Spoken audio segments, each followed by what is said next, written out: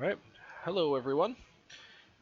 In this YouTube video I'm going to create a iRacing paint scheme using some software to make a custom car paint scheme that I will upload to my trading paints. Um, I have a particular paint scheme in mind that I'm going to duplicate. I've made it for a couple of my cars. I'm going to duplicate it onto a different one of the vehicles that I own. Um, so If any part of this helps you, please hit the like button and subscribe. If you have any ideas of things that I could do that you would like to see, let me know. I am not a professional paint scheme maker. I do this for myself because I enjoy having a unique and custom car that is, for the most part, no one else has. Um, let's get started. First, we're going to go ahead and launch the iRacing UI. This is going to take us we're going to be able to use this to show what the car is going to look like in a 3D modeling of the car. Now, I think what we're going to show this one here in the paint car. Um, so basically, I've made a Fago firework flavor Fago car that I've made in my late model, super late model, and my street stock. Um, I'm going to choose to make a similar, if not identical, paint scheme um, on my cup car, my A-class car. So I'm basically going to try to make it look like this on the other car. So I'm going to show you how I did this. Um, there are a few. This is a fairly. This is probably one of the more complicated ones I've made. Because we have a gradient effect where the front is more red, much like the popsicle.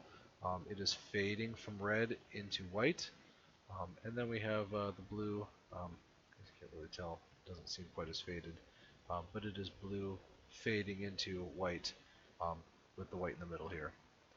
So let's get started.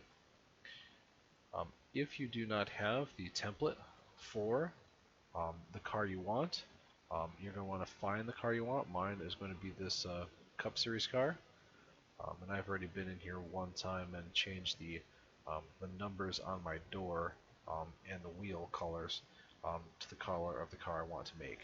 Um, but the template file you'll see in the iRacing UI up here to download the template. By default, it's probably going to put it in your downloads folder.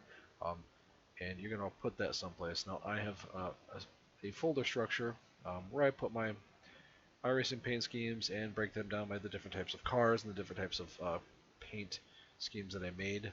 Um, and you'll see that here in a little bit when we go through the actual creation process.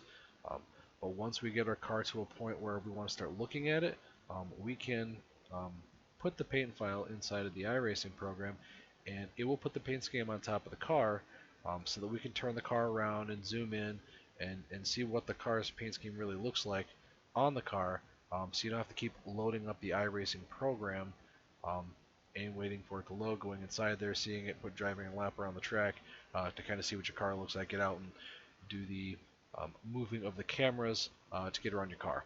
So I find this to be the easiest. So you'll go ahead and download the template. Now I've already done this. Um, we've downloaded the template to, and forgive me, there's 3 monitors going on here, but I'm only showing my middle monitor like I do for recording my iRacing sessions. So, alright, let's get rid of this one, we don't need that one. So, inside my folders, I have within my documents, I've got within my pictures folder, I have my iRacing custom cars. I have my car paint schemes, which will be all the files that we're going to create, so I can upload them to my trading paints. as well as the custom car images that I use to add decals, logos, and things to my car. Um, but within the paint scheme folder, we've got my Cup Chevy folder, and I've created a Fago firework folder. And here I've put that um, file that you will download and extract from the download you get. I'm just going to put it, and you're just going to move that into here.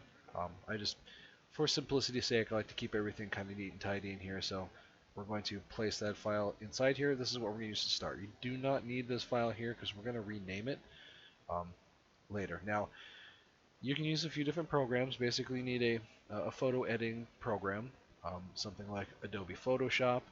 Um, I do not have Adobe Photoshop, so I'm going the free route by using an application called Paint.net. If you just Google Paint.net, you can download it. It's a free program, um, and you can open these .psd files. Um, Once we open those up here, I'm going to go ahead and launch my Paint.net application. And this is going to look just like this. You can also use GIMP, um, another image editing software, um, and there's always more than one way to do everything. You may find quicker, easier ways to do this. This is just the way I have done it. So if you have any suggestions, any shortcuts, maybe I did something the long way, and I can save myself some time while I'm doing this, because as you start getting inside here, it takes me hours to kind of put one together and kind of get it where I want it, and this is going to go a lot easier because we already have an idea. I've kind of got what I want it to look like because I'm just duplicating this to another car. But as you're just kind of trying to figure out what you want it to look like, it can really take some time. So feel free to add a comment. Let me know if you're doing something different. But we're going to go ahead and open, and hopefully I don't press the letter M on the keyboard, which I've bound to the mute button within OBS to stop myself from talking. I'm going to try to make sure I keep an eye on that this particular attempt. But we're going to go ahead and open up our template file. Now, when I started doing this, I would rename this template, so I knew this was the original.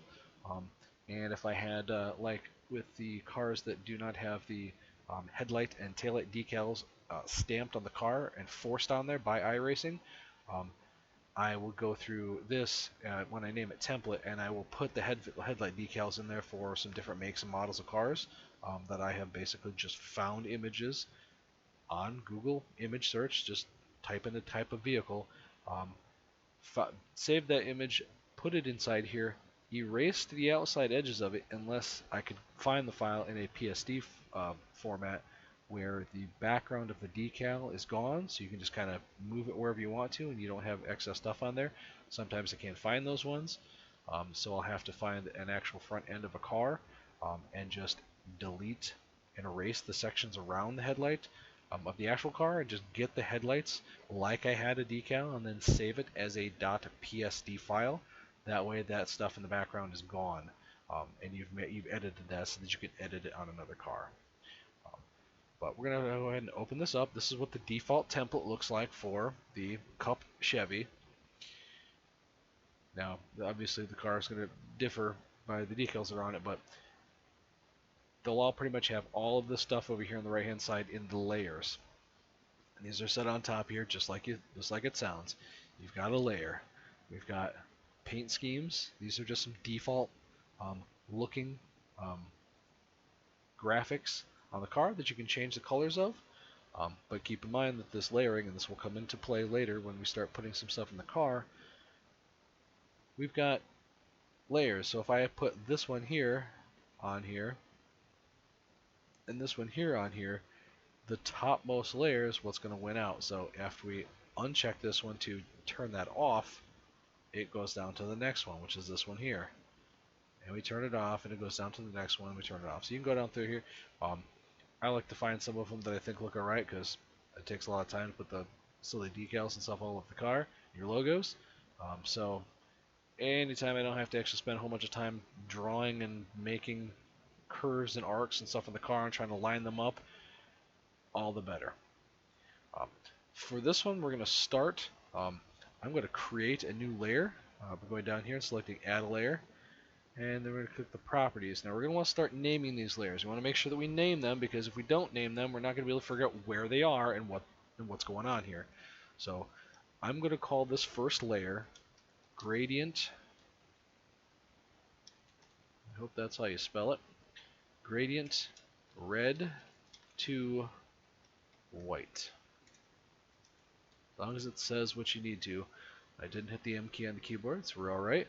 Didn't mute myself. Gotta keep an eye on that. So we've created a new layer. Now, this one will be turned on. These other ones are not turned on. I'm going to try to move these down a little bit so I can keep track of where my gradient effect is and where I'm going to start making layers for my logos that are going to be on the car. So I'm just going to move it down here, and I'm going to keep a few of them apart so I can keep track of what I've created and what's built-in content, and then these ones here where you can't see what they are. The pit board is a really, really small section, this little section down here, which is the pit board for the car. So we're going to go ahead and then also create another layer down here by this one, and we're going to call it Gradient Blue to White. So now we've got Gradient Blue to White and Gradient Red to White. And again, to get that fading of a color from one to the other, and again, it's not too substantial. I just thought the car looking like the popsicle would be kind of neat. So we have over here in the tools bar, we have an effect called Gradient. So I'm going to go ahead and select that, and then we have two colors on here. We have our primary color and our secondary color. So it's basically going to fade from one color, the primary color, into the secondary color.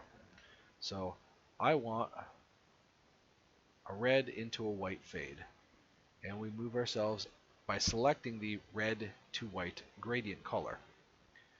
So whatever we put on here, now this is an effect where we're going to take the little pointer here, I'm going to put it right about in the middle of the car, and I'm going to drag it down the center of the car toward the back and stop at the back of the car.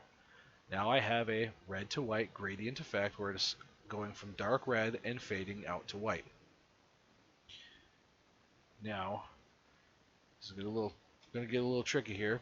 We're going to switch to the blue, and I'm going to have to open another car and find that color blue that I want.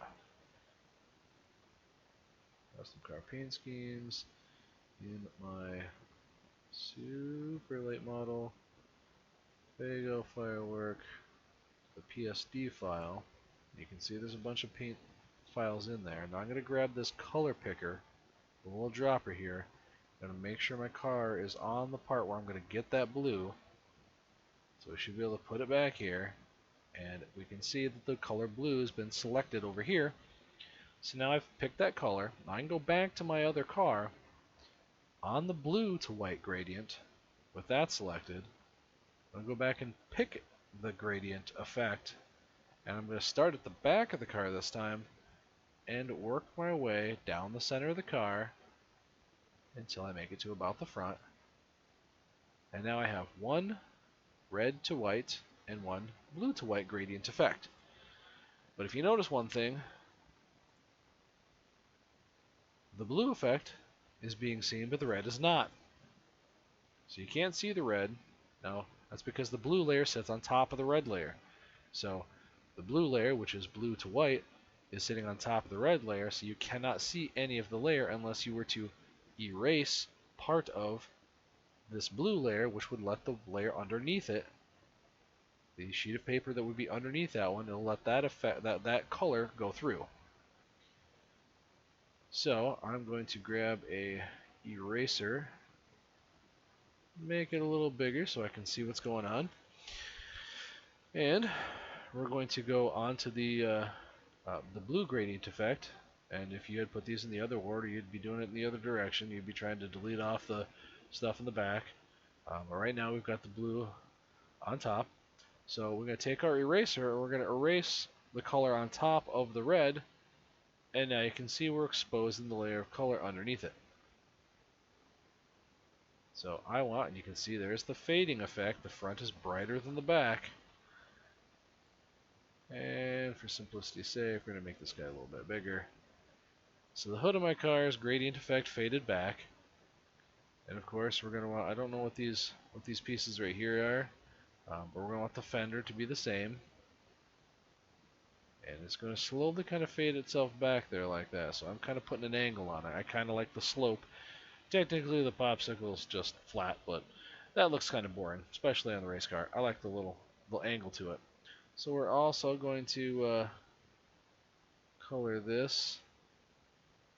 And it was, my brain don't work this way all that well, so we have top of the door is closer to the back than the bottom, which fades in. So it's a directional effect like that. Oh, that's a little too far. I'm going to undo some of that by hitting the undo button. And we're going to bring it in here. Now these are some of the spoiler and different pieces on there. And again, once we put the car paint on it and view it in the 3D model, we'll be able to tell if we have something a color we don't want that color and go back in and change that. So again, it is farther toward the back of the car at the top, and it's going to kind of work its way down. Now we'll color this thing here different because it's not the way we're going to want that to work out. So we've got that kind of angle here. Now the middle of the car is white, and if we erase this, we don't have white, so we can't erase it. So what we want to do, actually I think I'm going to paint this up here. We can delete that off there when I get the other color. Now, before we go on to the other part of the car, the front of the car, this is the front. This part here is bright red. So we're going to want to take the paintbrush and select our bright red and just paint the front of my car bright red, because that's going to be the frontmost part of the car. The effect will look like it's supposed to. Now we can also take the color picker, just do the back while we're here. Color pick the back of the car, the bluest of the blue it got, on the paintbrush, and we're going to paint the back of the car the blue. Oops, went a little too far. Now, within Paint.net, you can use the Control key and the scroll wheel on your mouse, if you have one, and zoom in. Works real well. Sometimes you may want to do little pieces so that when you undo, you don't have to undo everything you just did. Trying to use this and trying to save some time, but we're going to have to decrease the size of my brush. Make it a little smaller so we can get right in here. Try to do as good a job as you can. Again, this is can be as detailed or as I mean, you're going fast around the track. How many people are going to see if you got some little mistakes in the car? So it doesn't have to be perfect. So we got the back as blue as it'll go.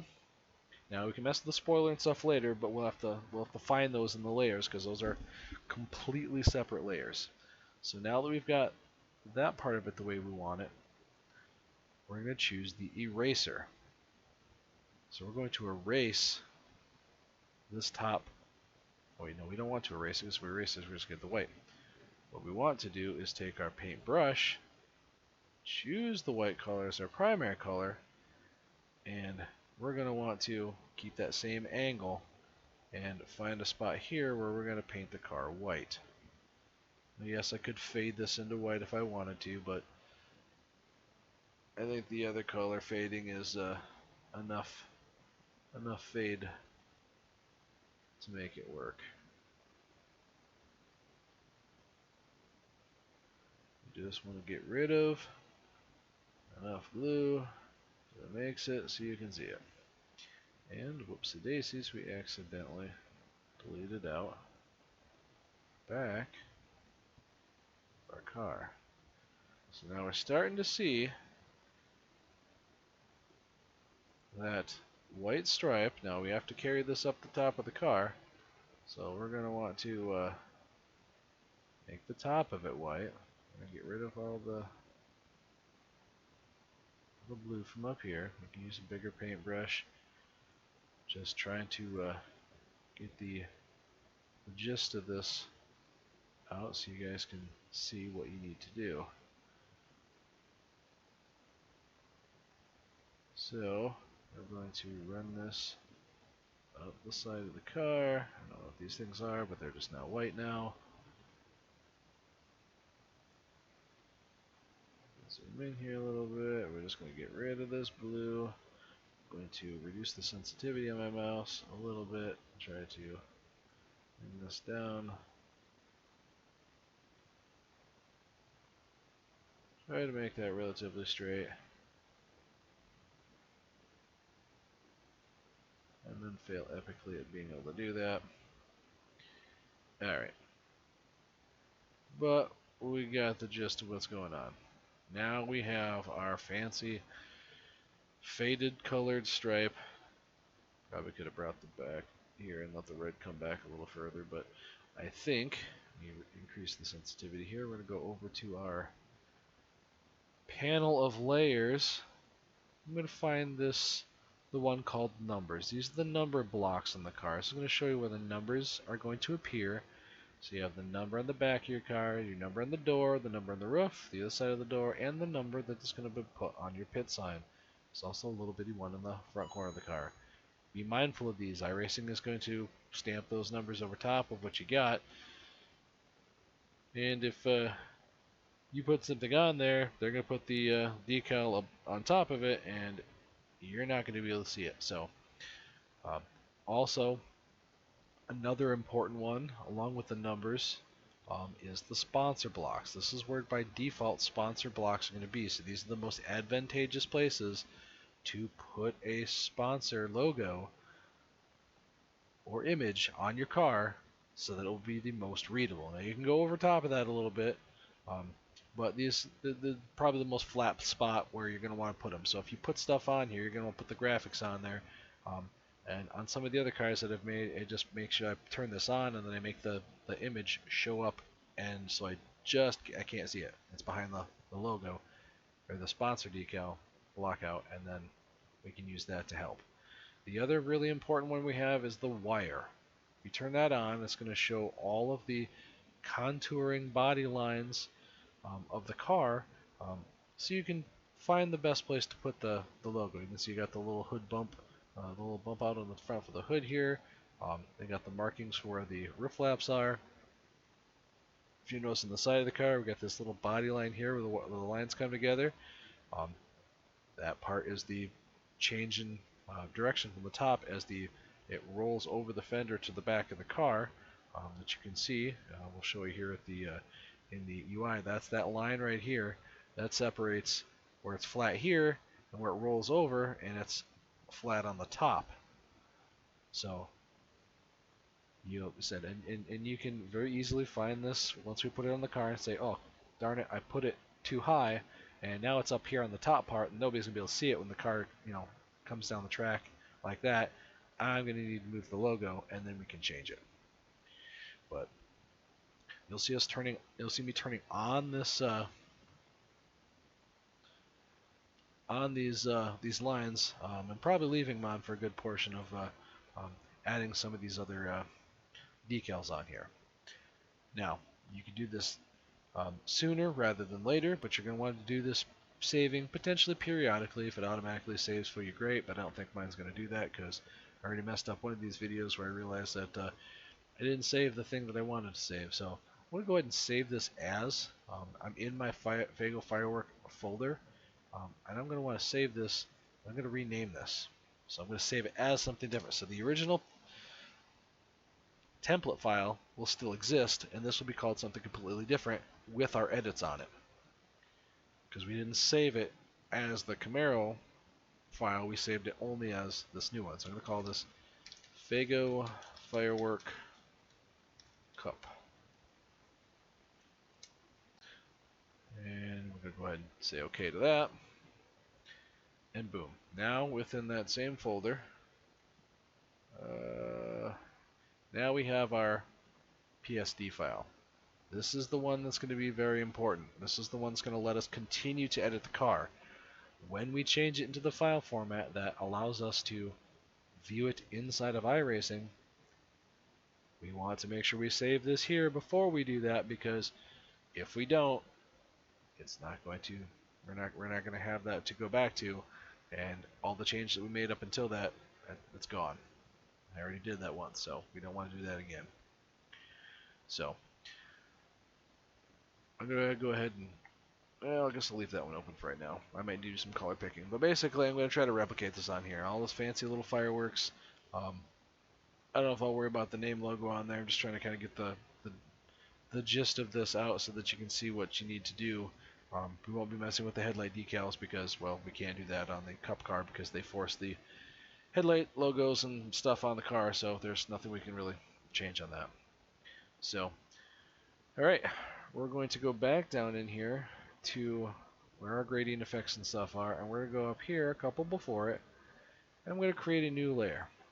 And I'm going to name this layer Fago Logo Quarter for the rear quarter panel. Oh, there's no rear quarter panel. There's only a quarter panel. The quarter panel is the rear. Fago Logo Quarter.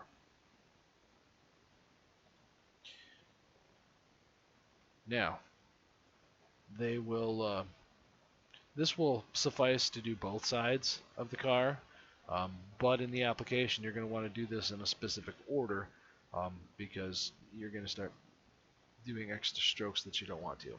Now, I'm going to go ahead and grab the wire now because we're going to want to know where all these contouring body lines are, and of course, you can't see that on the white part, so I would paint your car white last or start. I think there's a way to change the lines in the car, but I haven't messed with that, so if you know how to do it, let me know in the comments inside the video. But we're going to go ahead and open up a file, and I'm going to go to my pictures, and we want the custom car images, Fago, firework. These are all the images that I would use or that I find helpful to use in the creation of my car. So this logo right here, this one right here, let me open it up so you can see it.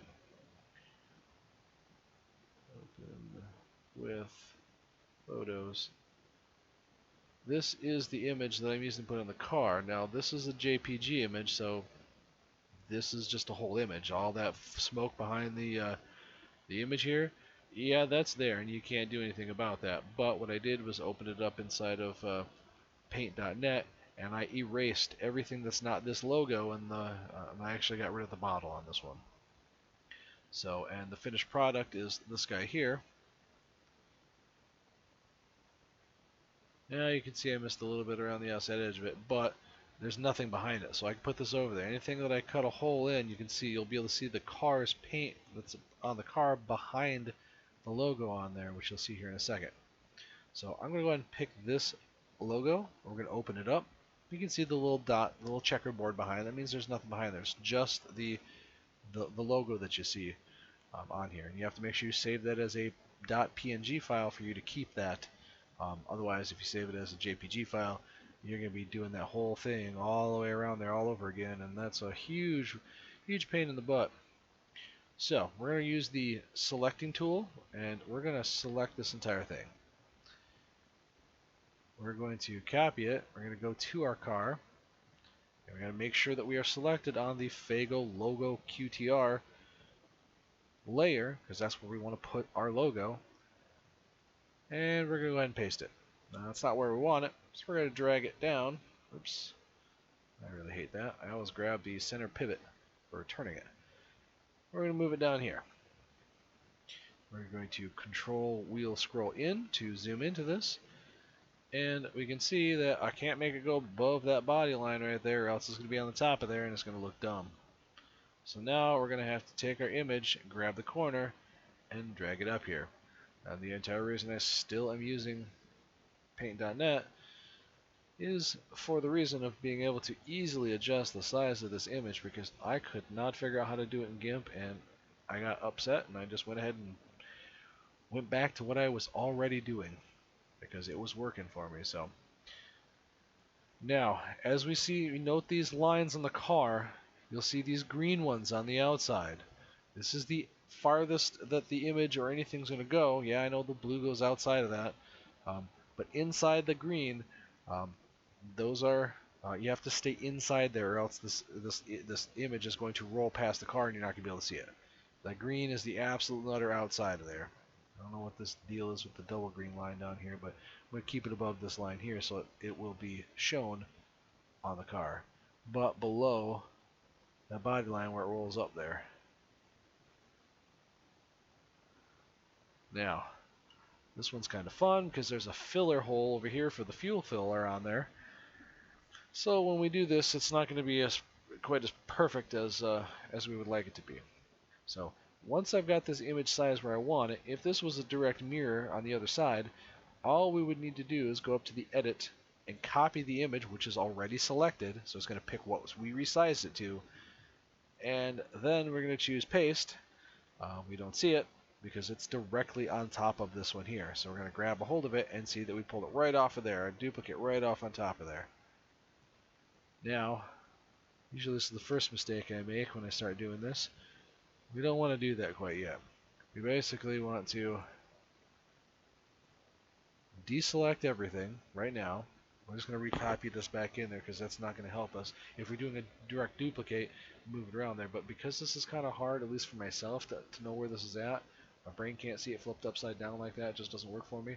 I'm going to go to image. I'm going to rotate this entire image 180 degrees. So now I'm looking at the rear. Oops, undo. I'm looking at the rear. Now I'm grabbing the entire canvas here of the car with the I'm holding the scroll button, the scroll wheel, clicking it down, and dragging that around. But now I can see what I want to see, which is this part of the car. So I'm going to scroll zoom in, control scroll zoom in. In the back of the car, I'm going to go back to my Fago logo. It's already selected. So I'm just going to go ahead and edit copy and edit paste. And now I've pasted my image back here. I'm going to make it real small so I can get it over here. I'm going to zoom back in, and we have to be mindful of those green lines again.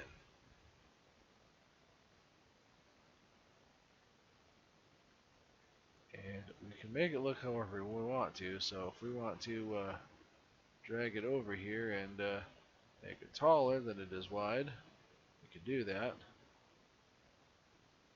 And if there's anything acceptable we want to let run off of there, we could just as easily let it run off of there. However, again, we've got this body line to contend with. Really hate that filler hole. I wonder if it would look dumb without the O on there and have that be the filler hole as the O. Still doesn't quite fit. But we can grab this. They'll have the two arrows going in either direction. That center pivot point, which I would leave there because it's kind of hard when you start moving it.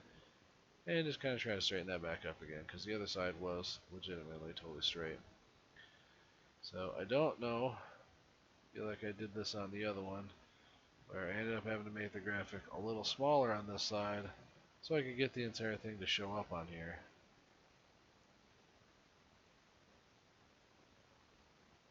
And it's alright if it bleeds off just a little bit. We get the gist of the image. But I'd like to see the entire thing fit on there. So now we have it like that. So again, we're still working within that layer, and that's what's on there. So now that I have it where I have, I usually go up here, I don't think you have to, but I usually deselect it, then I'll go back up here to image and rotate it back 180 degrees so it sits back on here normal. And at any time you can go up to your wire and turn it off so you can kind of see what it's going to look like on your car. A little bit better. But I'm going to leave it on here because I got a bunch more decals and things that are on here that I want to make sure I'm being mindful of the body lines and making sure I'm keeping my images on the actual car. So, next, what I'm going to want to do, let's go back down here, our layers, back to where my custom logos here are. This is kind of my paint template, and then these are all my logos, trying to keep them separate so I know where they are, because I'm going to have to start moving them above or below each other so that the things that I add on here are going to look the way I want them to. So now I'm going to go find the image of the bottle, of just the bottle, that has been cut out. I'm going to open that up. And we're going to go out to our selecting tool and select the entire image. You can see again, this is a PNG file. There's a checkerboard behind it, so it's just the bottle. I don't have to cut anything out. It's already been done.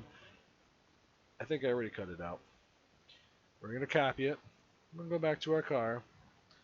And we're going to create another layer because I kind of want the bottle to go behind the Fago logo so it can be slightly obstructed behind there. So we're not going to cover up the logo with it, but the bottle's going to kind of be in the background. But I can turn the bottle and move it and resize it to make it fit and not be constrained to the way that this logo looked with the bottle already in it.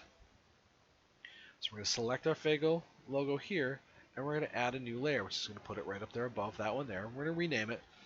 I'm going to call it Fago Bottle QTR. So we know where that goes. Alright, so now we're working within that layer, so we're going to go ahead after we've already copied it, and we're going to paste that image on here. Now it's super duper huge, and we're going to have to resize this guy. So we're going to go ahead and drag it smaller, and we're going to move it up here. And we kind of want it to go like this, but it's blocking my Fago, and I don't want it to be that way.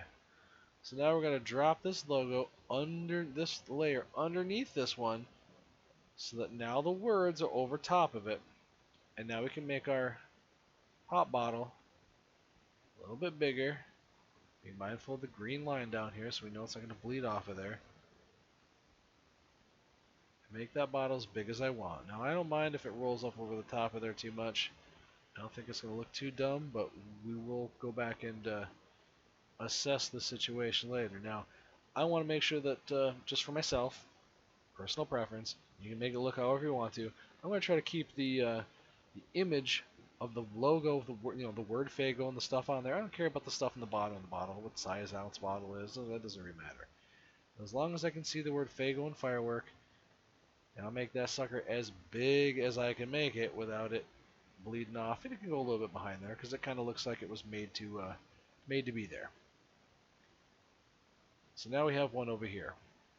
Now I'm going to go back up here. I'm going to deselect the layer I was on there. We're going to go over to the other side after we rotate this 180 degrees. And drag the car over here so I can get the part I want in my face. I'm going to go back to this. We're going to go ahead and do a copy. Go back to our logo layer here again. We're going to do a paste. Zoom out a little bit so we can make the bottle smaller. We're going to make it kind of small. I'm going to drag it over here. Now we're going to figure out how we want this to look over here. Now, in keeping with the other one, we had it over here. And we're going to have to make this puppy real small to get it to fit in the same space. Again, we're on this one here. It's behind it. Oops, I moved the center pivot point. So it's going to go behind the logo.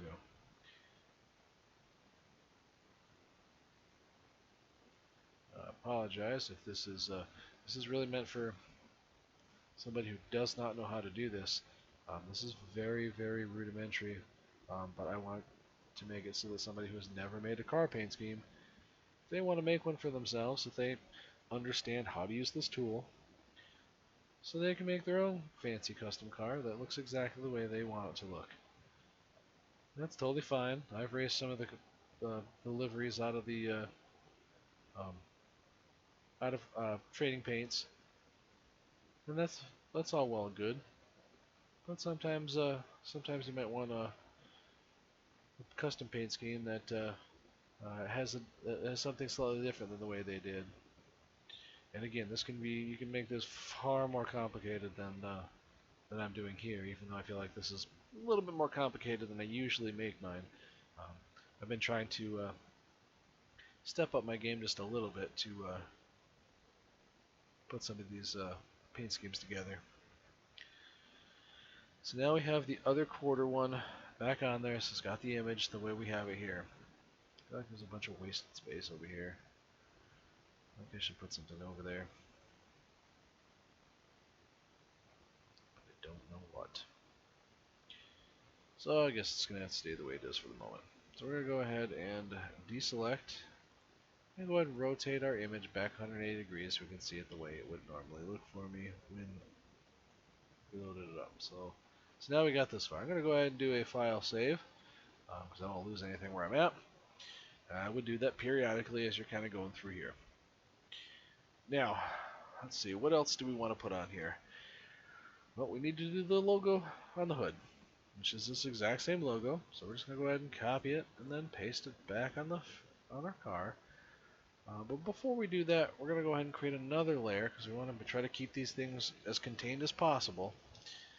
I know it's a lot of work, but I feel like it will be easier if you're going back and editing this car later. Say you decided you wanted to do something completely different with the way it was looking. You don't got to start this process all over again, and it's easy to go back in there, find the layer. You don't have to start turning stuff off until you figure out what keeps shutting off on your car, and finding that layer, you can go right to it. So we're going to call this one Fago Hood Logo. And we'll only move this up and down if we absolutely have to, because it's making something look not right. So we're on the hood logo. We're going to go ahead and paste our image on here. Now, to make this as easy as possible, I'm going to go ahead and back out of that. Now we're going to go to the image and we're going to rotate it 90 degrees. Now the hood is right in front of us. It's going to look a little bit more normal. I'm going to zoom right in. Now we've got this little air intake spot, whatever you want to call it, up here that we don't want to make it go into because we won't be able to see it. We've got the green line showing this is where the hood, we lift the hood up, that's the hood, and this other green line is the top of the car where you would then meet the front of the car with the top of that piece on there. So the image can bleed off that if you want it to. I think I had on most of the other ones that I did, but again, see what it looks like in your car and adjust it accordingly. So we'll go ahead and, now that I'm here, paste that image back on the car. And I thought about trying to make the hood of the car white, but it didn't match with the other stuff there, so I just left it the way it is. Now, I believe usually I try to turn the logo a little bit to the side so that it's almost like the infield can see the car paint scheme. For some reason, just to look better to myself that way. You can leave it totally even on the car and do it like that. I'm just going to kind of cock the logo off to the side a little bit. Keep it within that part there. I don't mind if it bleeds off here, so I'm going to make this sucker huge. I'm going to bring it all the way out over there, and I'm going to bring it all the way out over here. And we can make it a little bit taller here, just really going to make it as big as I possibly can. So that it still fits on the car.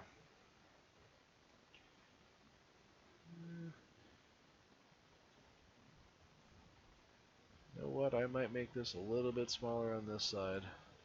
I'll grab that middle, I'm going to push it over here a little bit, because I want to make that bottle. I'm going to put that bottle behind this logo here too. So, we're okay with the way it is here. I'm going to deselect it. I think that's where I'm going to want it. I'm going to create another layer here. We're going to name this Fago Logo Hood. No, Fago Bottle Hood. And we're going to go back to our bottle. We're going to go ahead and grab the image, copy it, because it's still highlighted in the little moving dotted lines. And we're going to go ahead back to our car, and we're going to paste the image in here. Yep, it's humongous. We're going to make it small, drag it down here. Try to resize it so the aspect ratio of this bottle looks proper. And uh-oh, again, we're over top of the image. That's not what I want. I want the logo to show up on there, and the bottle's kind of in the background. So we're going to go find the hood logo and the hood bottle. We're going to put the bottle below it. And now the logo is above our bottle. I'm going to zoom in here. I'm going to turn it, move it, resize it. Whoa, whoa, too big, too big. Hit the edge of the area there, and it just kept on making it bigger. Alright, so I want the popsicle. I want to see the popsicle on the bottle, along with the word Fago. I don't care about some of the stuff down there. I think I like that. So I'm going to go ahead and deselect that layer, rotate my image back 90 degrees. Now we have our normal looking car. Go ahead and just do a quick save. So now we got the front and the two sides. We got those ones done. So what else do we got to do? Let's go back to our, that's not the one I was looking for. Let's go back to our image of our other one. We got fireworks, we got the little hatchet guy, we've got the Fago logo down here, and my fancy little license plate. We've got some stuff in the back, there's some stuff in the front of this one. I'm not sure if I'm going to go too crazy with this one here. So why don't we work with our Fago logo, which I edited when I made this car, and then I saved it as a different one so that I can have the standard Fago logo, which we'll go back inside here and I'll show you what that would look like. I found it.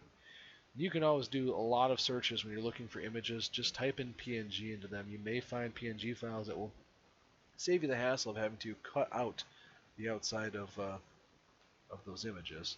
So let's go back to our pictures. In our custom cars, car images, Fago. That's this logo here. The black's just you can see that is the checkerboard that's behind there. I've got another Fago logo here. But basically I colored it in here with the colors of the car, so it kind of matched it. So I've got this logo. So that's the one I'm going to want to grab here. So we're going to go ahead and open that one up. And do the same thing. We're going to grab the entire area because there's nothing behind it. So I can put it right up next to something because it's already been edited and cut out. So you got just what you want. We're going to copy it. We're going to go over here. We're going to create another layer. I'm going to want to put that logo. Maybe I'll put it big and then make it go up and down here so it's a little bit more in your face than the other one. Because I've got such a small spot over here, make that logo as big as I can over here. So let's go ahead and create us a new layer. And we're going to call this Fago Logo QT about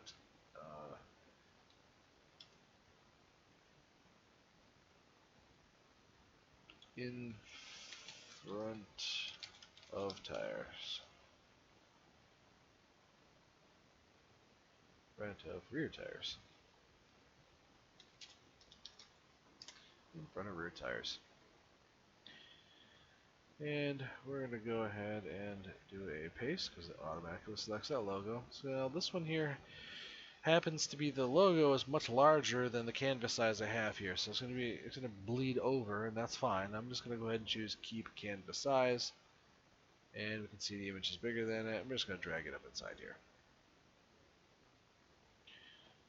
We're going to scroll zoom in. We're going to make it small enough for it to sit where we want it to.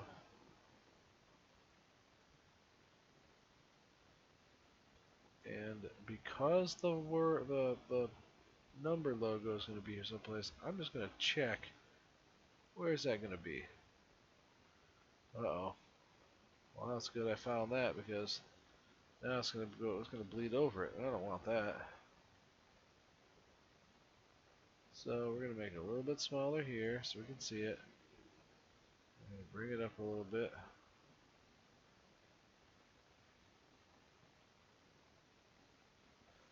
And we're going to find our green line.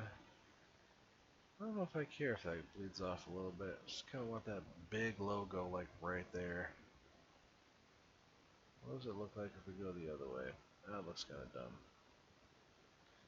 I don't know that we want it totally even.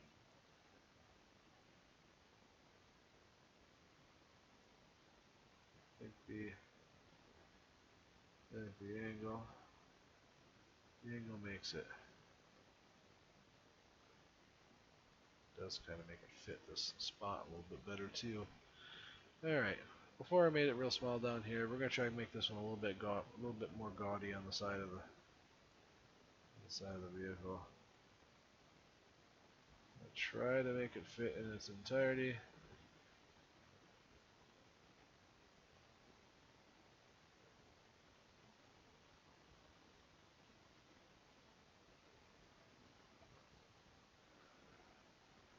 I think that'll work. Now, this should be a pretty even science to put this on the other side of the car. So we're going to try that same thing we had before. We're going to go ahead and do a copy of what we already have.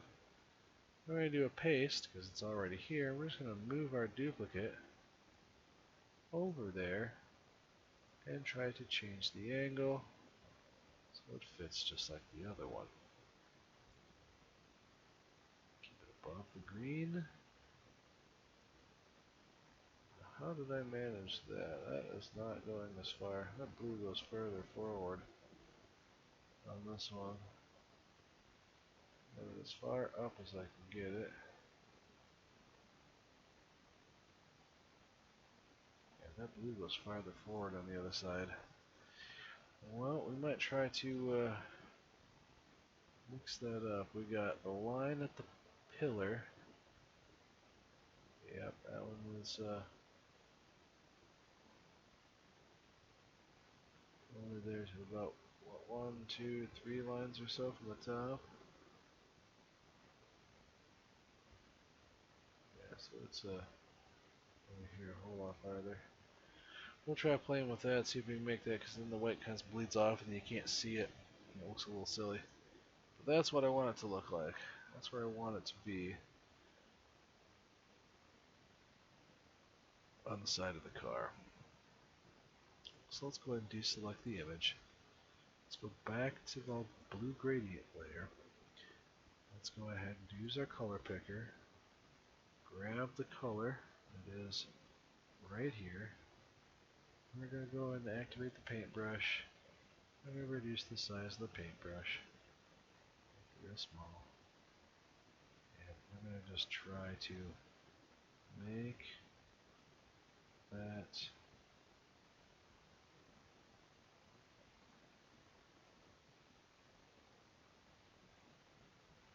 not look quite as pronounced.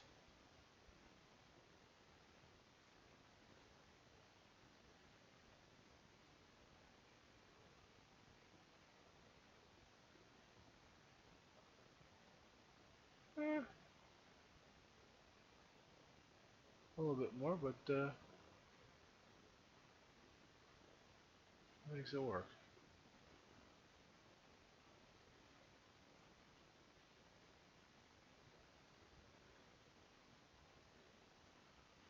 We'll run with it. We'll run with it.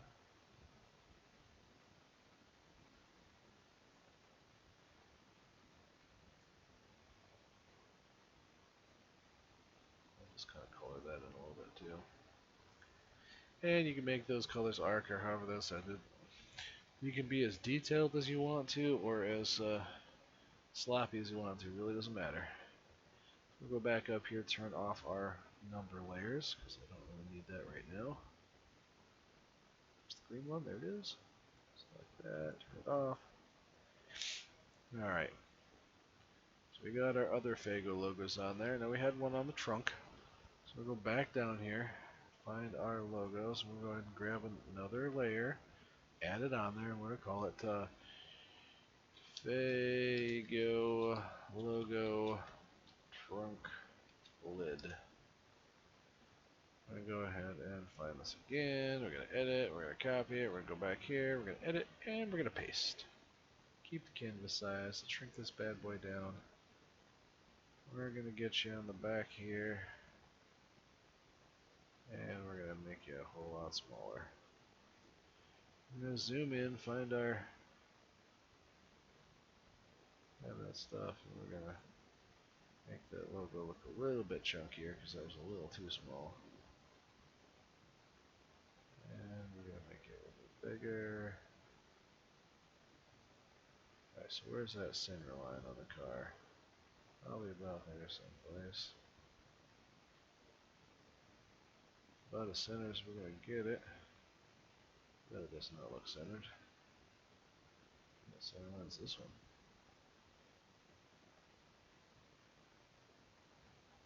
That one.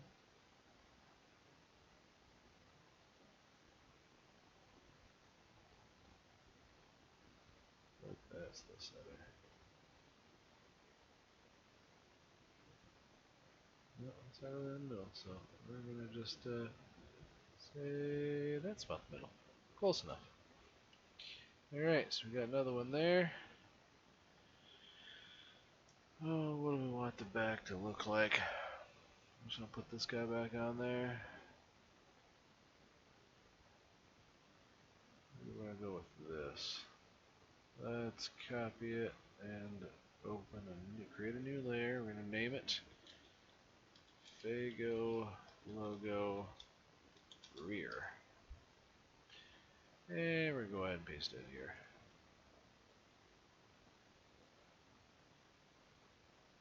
Yeah, this might be better than the way I did it on the other one.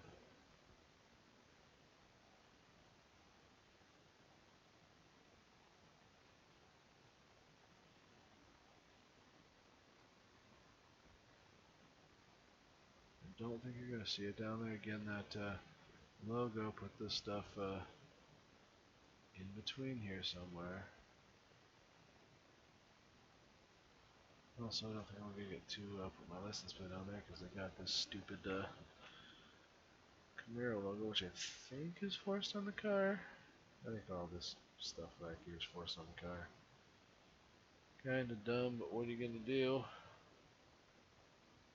Not be able to make the thing I want. This spot here is that rear mounted camera thing. There's a little bubble on there. You can change that color. I might change it to whatever I change the spoiler to, some of the offset accents on the car to a little bit different color. But we're also going to go ahead and do the same thing here again. We're going to create another layer. We're going to do Fago Bottle Rear. We're going to go find our image. We're going to copy it and we're going to paste it in here. Yep, it's huge, mungus. We're going to make it small. Drag it up here to the back of the car. And we're going to fit, it's on top of the other one. Boom, there we go. We're going to make our bottle. We're going to make it pretty big. Big as I can make it here. I think that works. I think, where's the number logos? On the left hand side? Right hand side. So I could put something over there. That might be the little Hatchet logo, Hatchet Man guy over there. So we're going to go ahead and deselect that image. That is what the back of the car is going to look like. Now, I put some logos on here, but I don't know if everybody's going to see it. It's pretty small. You can't really get this little fit in there. That part on the side wraps around the side of the car. That's the fender as it goes over the top a little bit. So, if you're really not going to see it, or as it comes down here, it's that part down here. It's around the corner of the car. I don't know if you're going to see it well, but right here there's nothing. Just a whole bunch of dead space. You know what? This is a sponsor logo up top up here. I'm going to go find, open,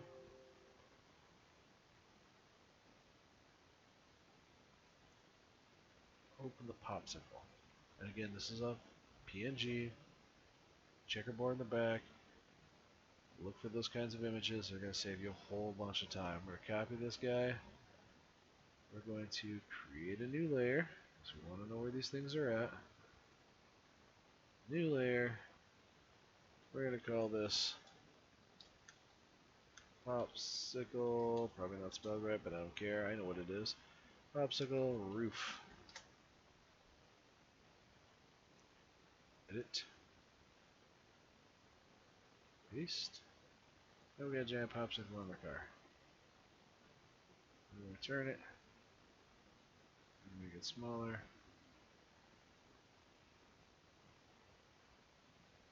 Alright, I don't know what I did to that image, but I really messed it up.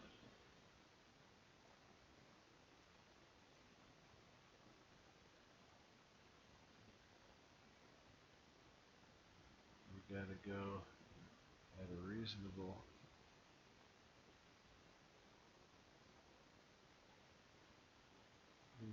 clip here. Now,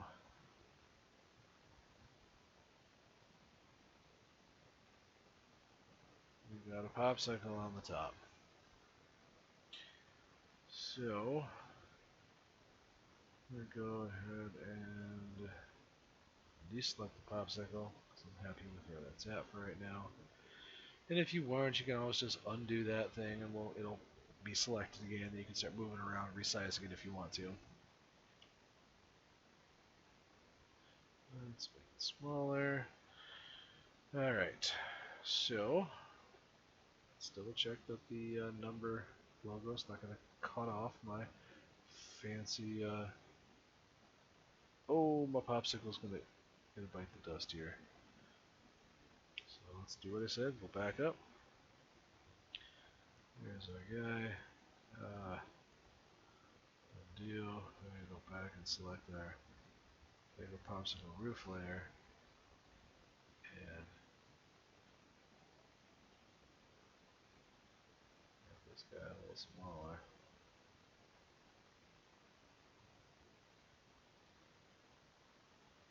Where's the numbers?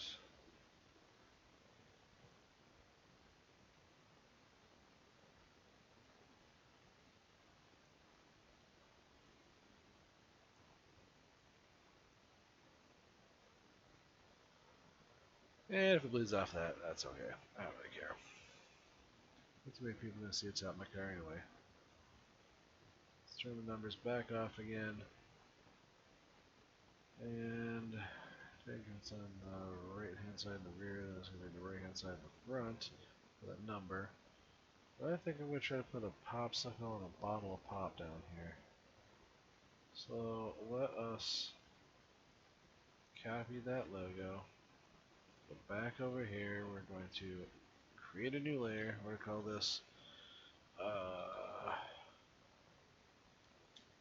behind front wheel.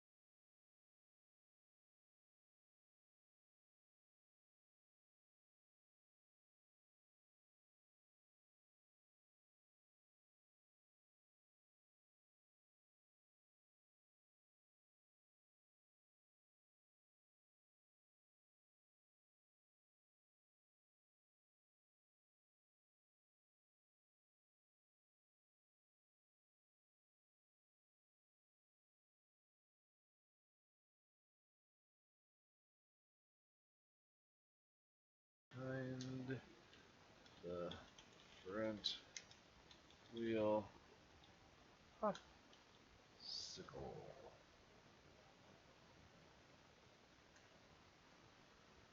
We will find our logo. We're going to use this little guy to highlight the whole thing, edit, copy, edit, paste. Then we got a giant popsicle in this guy. Let's make you small. We're going to spin you around. You're going to want to go this way. And we're going to make sure that you're behind this one here. Or maybe in front.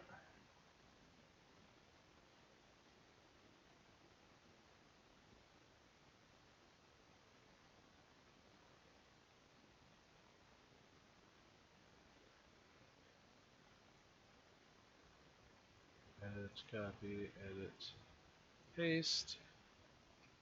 Let's grab a hold of you. Scroll down here.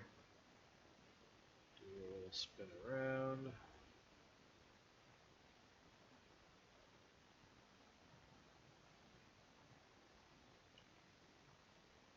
There we go.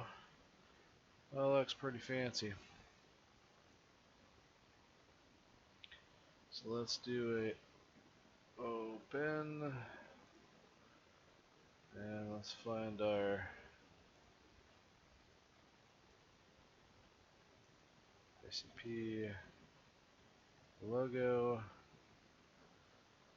And let's say, where are we going to put one?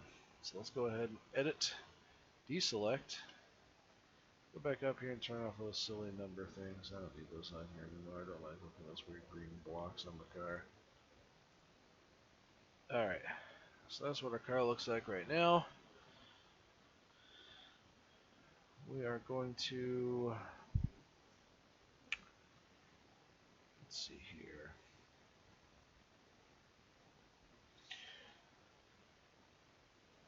Thinking at least one hatchet guy in the back over here, so I can see it when they're driving up on it. I don't think anybody's going to see it on the front.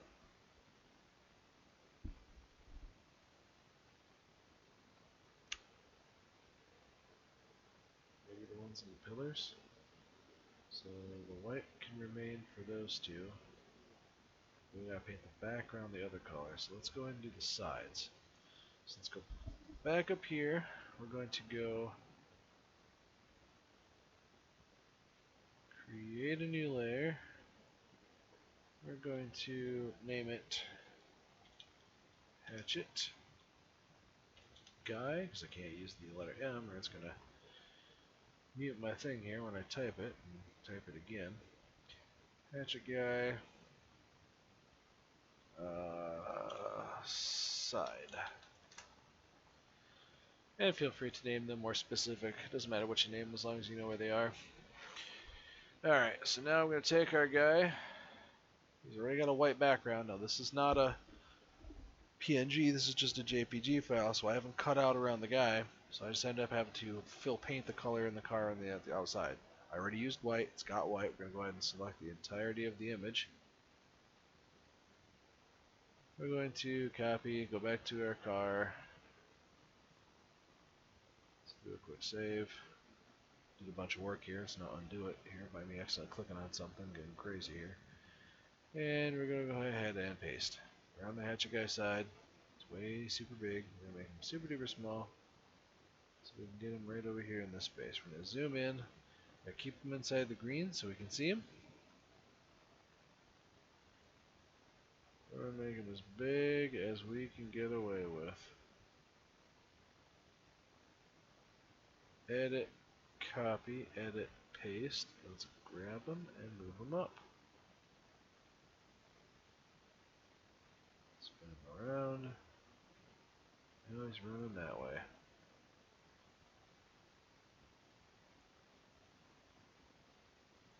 For some reason that size does not seem to work. Over here.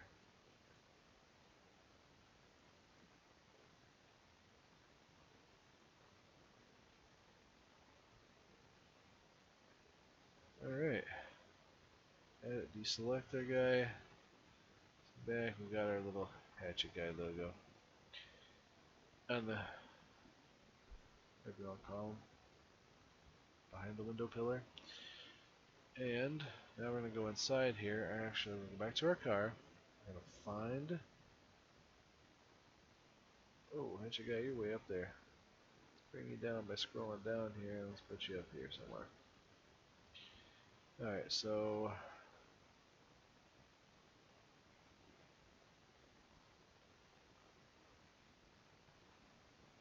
we got...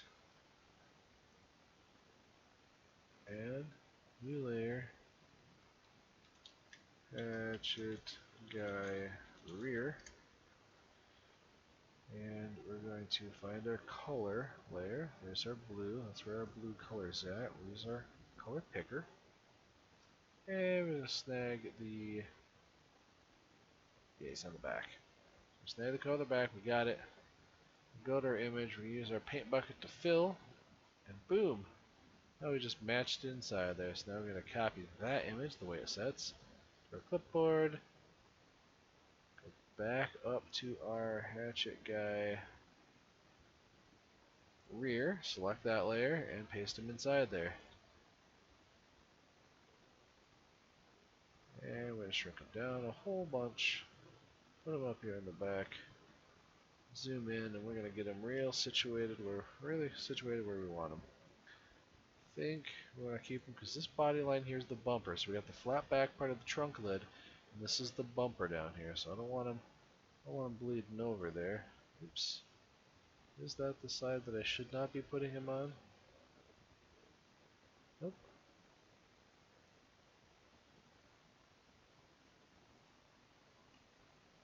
That's that side. So we are okay. Oh, now we're dragging stuff because we're selected the wrong layer. So we've selected the layer that is not there, and we can resize that all we want to because that's nothing. There's nothing there for us to select. So we're gonna go back down, find our hatchet guy, rear, and we're going to size him up, and we're gonna let that be. So I could put a little hatchet guy in the front, but I don't think anybody's gonna see it, so I'm not too worried about it.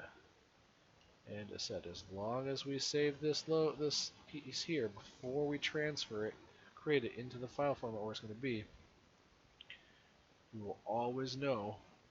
Where's this number? It must be up on the top or something. So that's another number block. Hold on, I'm not sure where it is.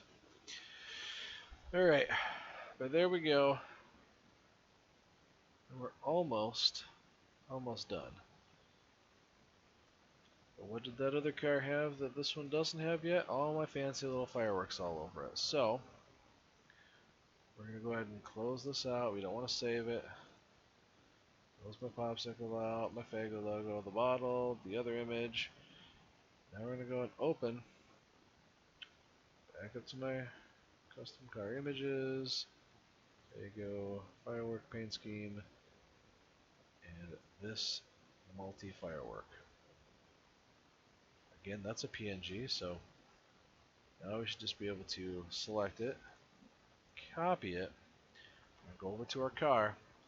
Now we're gonna have to start messing with these logos. We want everything else to be on top of it. So I'm gonna come down here to the very bottom. I'll create a new layer. I'm gonna call this 6 firework.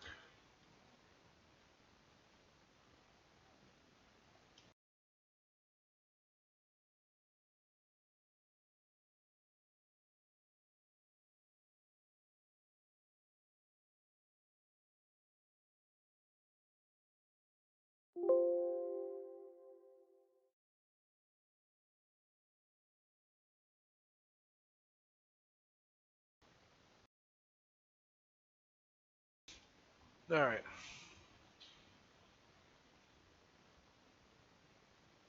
Oh, I used the word image. I did catch that I accidentally muted it. All right, so we got the 6 firework image. We got it. We're gonna edit it. We're gonna copy it, and we're going to paste it on the car. And what I did was we started on the back, and we just want lots of cool fireworks to happen behind our logo. Uh-oh. It's on top of the bottle. How did I end up at... Oh, shoot. I put it above it. There we go. So now there's kind of an back effect here. So now we got fun fireworks on the side of the car. So now we can do an edit, copy, edit, paste, and just move it down.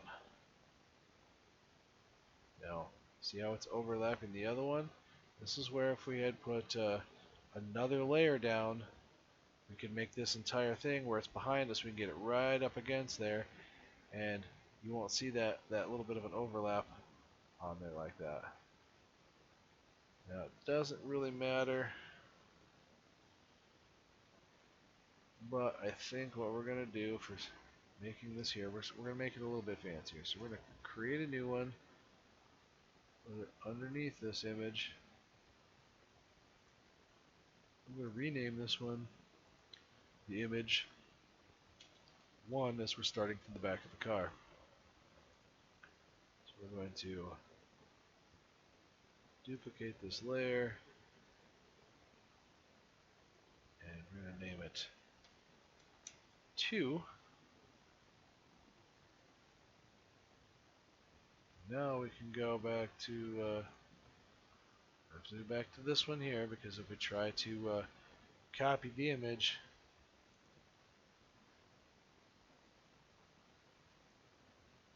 who's this guy? I don't remember making that one.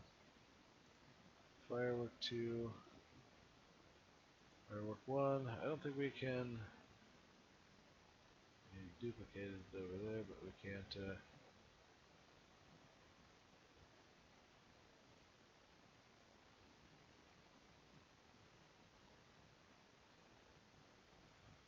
Alright, what did we do here?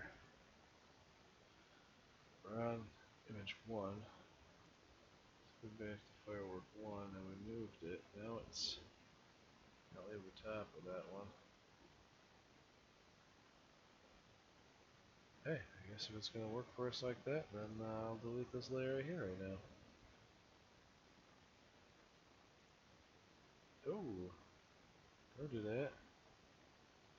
2 was the original one.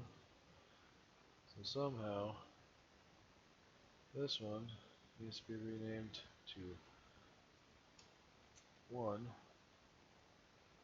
This one needs to be renamed to 2. And if we turn off 1, that's the back one. We turn off 2, that's that one. This lets us overlap these. We don't have that cutting it out. It looks a little bit better that way.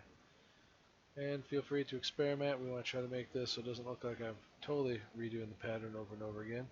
So you make them a little bit smaller. That makes all the fireworks a little bit smaller. You can turn them a little bit so they'll make the colors of the different fireworks in different places. But again, we're behind that logo because we just want it to look like we put the logos over top of this fanciness here. And again, we can put it behind here because we don't care. The number block can go over top of it. So we're going to go ahead to number 2. We're going to go ahead and duplicate this layer and rename it to firework 3.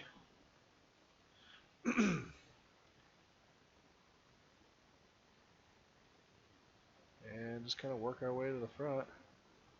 Maybe changing the direction of these fireworks. They're not all the same as go down the side of the car. And that's pretty much how I did it. And it looks kind of professional and fancy, even though I'm not by no means a professional Photoshop. I'm just learned enough to be dangerous to kind of put some stuff together here. So I'm going to go ahead and back to number 1, to image rotate 180, and we're going to paste. So I'll put that image over here. Alright, so that's the way we got it over here. Let's straighten our image back out.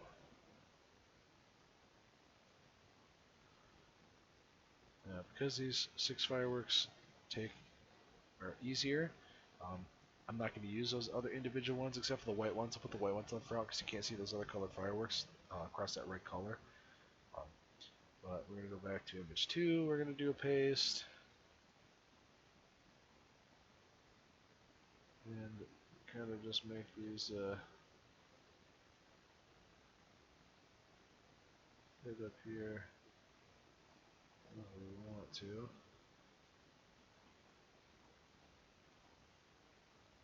Or should I say select the do fit. And just look like a constant streaming of fireworks down the side of the car. Edit, paste.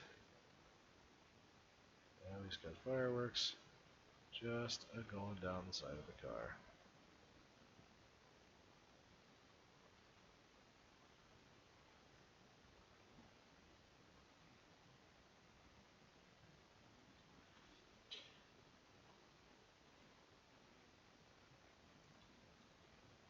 Now, if I wasn't super lazy and mostly almost done with doing some of this part of it here, I would bother to do something different up here, but we're just going to make these a little bit bigger and to turn it so it's long ways. And it'll look fancy underneath the number. Also, edit, deselect, edit, image, rotate 180 again, bring it back over here. And we gotta put some on the back too. Why not? So let's go paste, fireworks.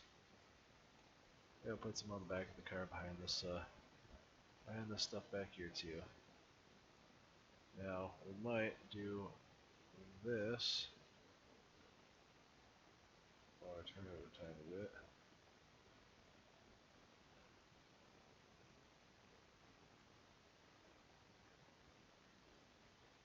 No, I don't like how that sits on there.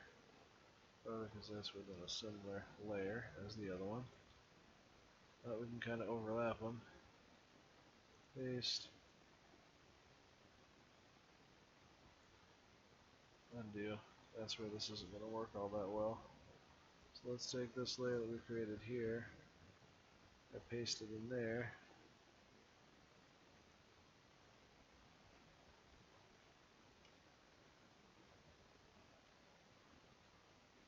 Undo.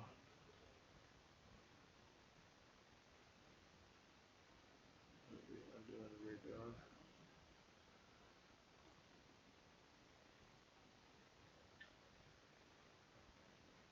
And that one. 6 firework. Rear. 2. And we're going to go copy, paste. We have a second one. One of them's on top of the other one. Looks like a good old finale back here going on. Get a little bit of overlap. And it looks like just a good old firework parade going on here. So let's go down here and we're going to open up one of the other ones. We get a white firework.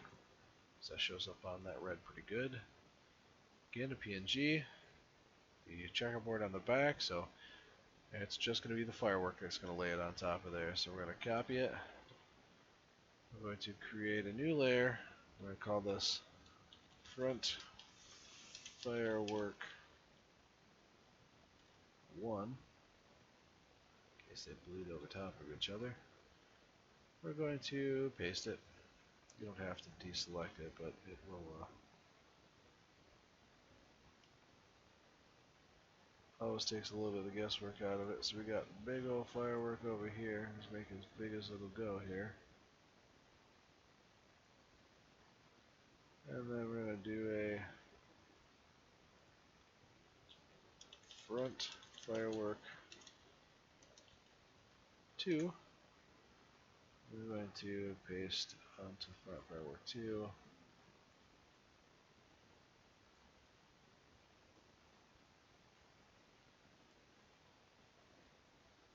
Put it over here where I'll see it.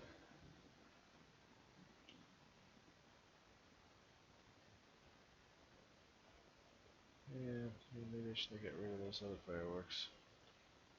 Open multi-fireworks. Let's select these guys. I'm going to copy, edit, and paste.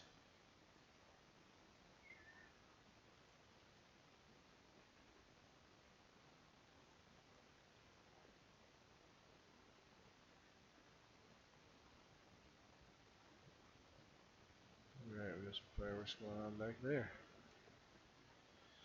Now I could put another one up here, expand it up there, but ooh, it didn't put any fireworks on the front. What am I doing? Let's create another layer. We're going to call it hood 6 fireworks. And paste. I just moved the center pivot point. Come on, don't do that. I'll rotate you around. Zoom in on the front. Don't need to really zoom in on the, or rotate the car at all, but get it over here. We're just gonna make it bigger. Just lots of fireworks in the background. Beautiful fireworks. And we're gonna go up here and turn off our wire. Let's see what it looks like. We're gonna deselect what we got going on here. We're gonna do a quick save. Let's see what our car looks like right here. Now, some other fun things that you can paint on the car that are a little bit more specific, to kind of just go that extra mile.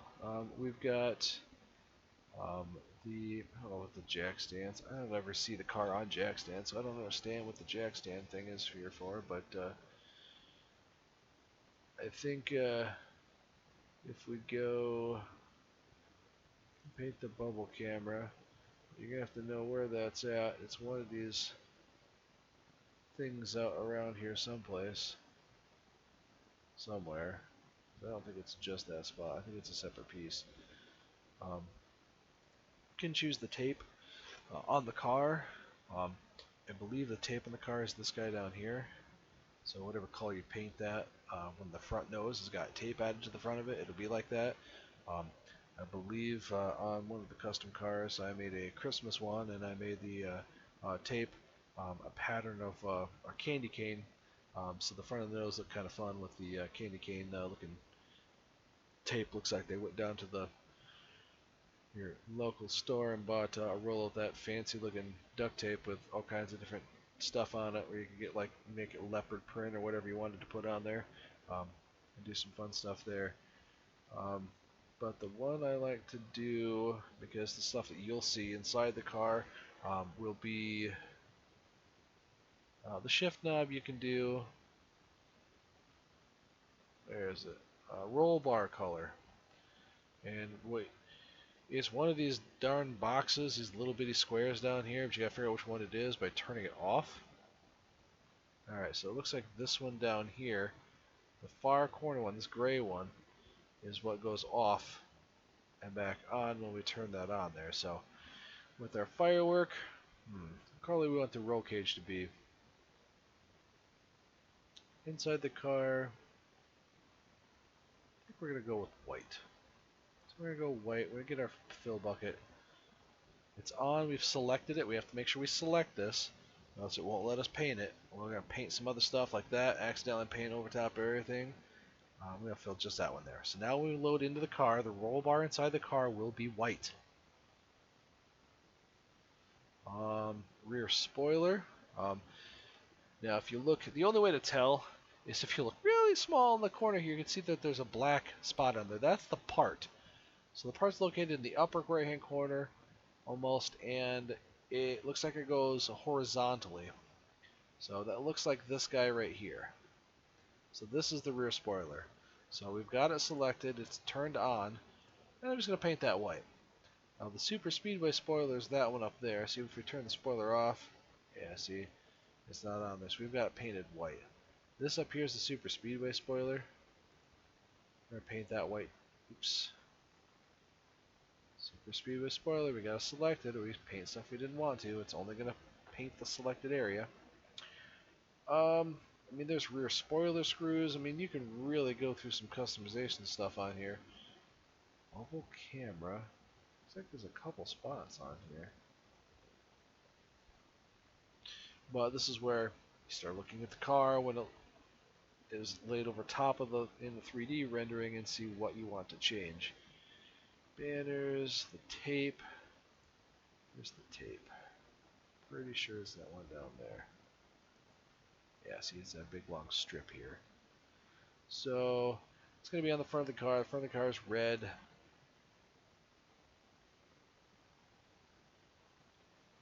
Like we've kind of gone white with the accents on there, so why don't we just go white with that one also. Shift knob, we got white roll bar, so why don't we make the shift knob, where's that at? Looks like that's the shift knob. So this is the shift knob. So we would paint it. Ooh, paint it red. Bubble camera. Don't know where that's at exactly. Guard decal tape. Painted shift knob. Pit box colors. Let's see, where is that one at? Turn this on and off. Alright, so the bottom left one down here, that red one, that's the pit box colors. And because we can't really figure this out, I think we're gonna go with that blue. I think that just makes sense. So let's go color picker on our blue.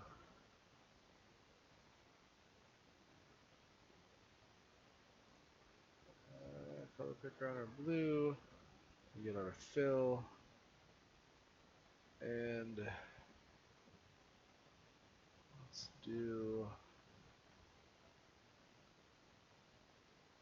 our pit box as that color. So we have to zoom in so we don't paint everything else.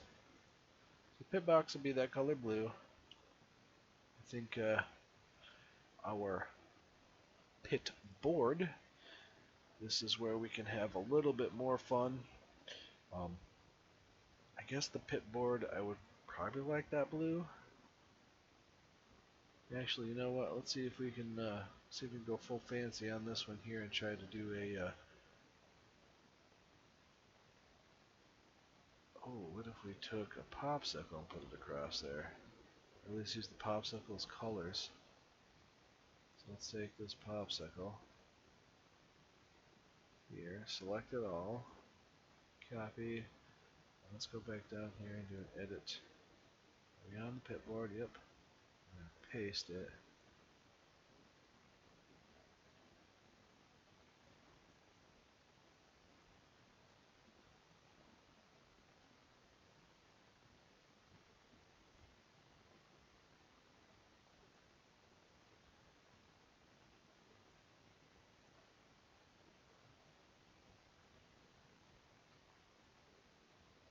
There's the pit board.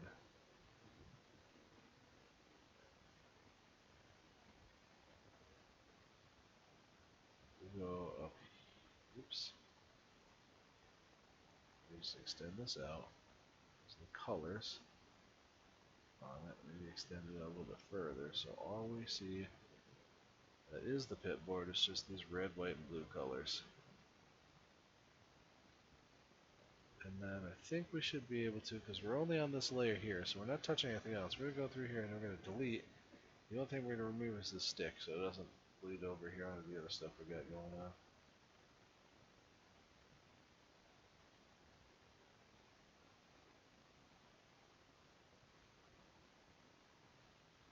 What's going on with that? Let's remove the stick.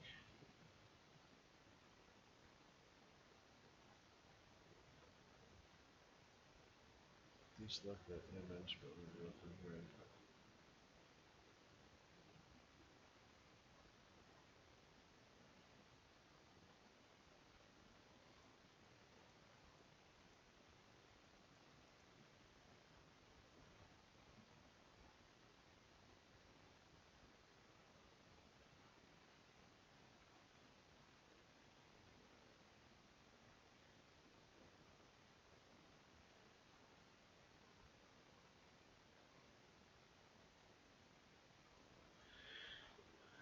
it's pretty close to the top up there. I'll leave that up there just for the heck of it. But there's also stuff on the pit board that we're also going to see that's going to obstruct our view of this here, which is going to be the car number. It's going to be on the pit board, and a sponsor spot on the pit board. So the number will be up here, and that doesn't matter because it's way the heck up there. But our sponsor,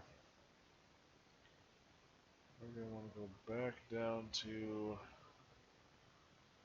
Now we just find our Fago logo for the hood. Fago logo hood, and we're going to try to. Actually, let's go back up here, turn the number on. Back down here, find Fago logo hood. And let's go open Fago logo. Maybe this one. Be way too big for the canvas like it was before. No, we don't want the. Yeah, we want the. No, we want the pit box selected. What am I doing here?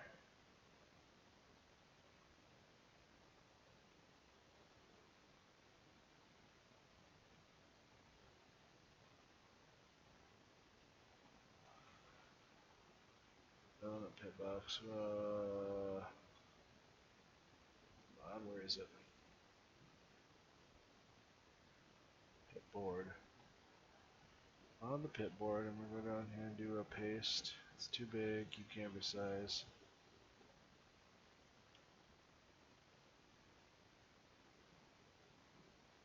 Make it mighty, mighty small.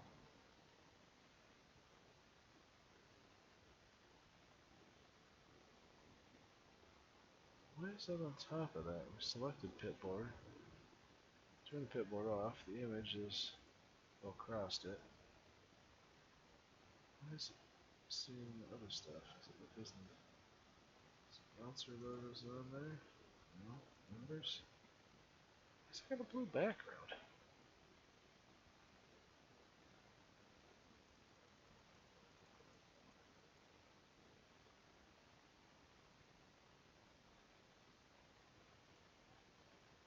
That is perplexing.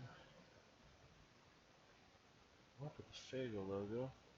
Let's open the other one. I feel like this is going to do it for both of them. Open. Let's grab this. Just the whole thing. Copy. Let's go back to our pit board. Just selected. Paste. There's a box on the top of there.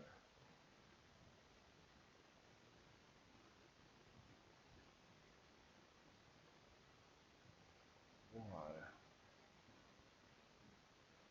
Pit board is above all these other things. Turn the numbers and the sponsor off the pit board. Back down, there's the pit board is selected. Let's back off of here. Edit, copy, edit, paste. Oh crap.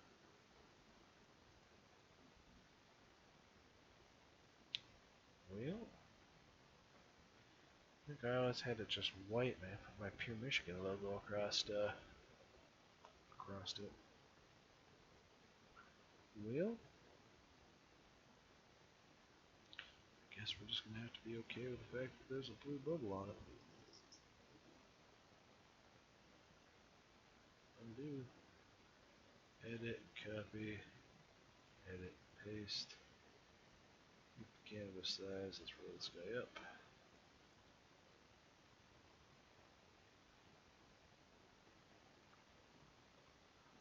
Zoom in.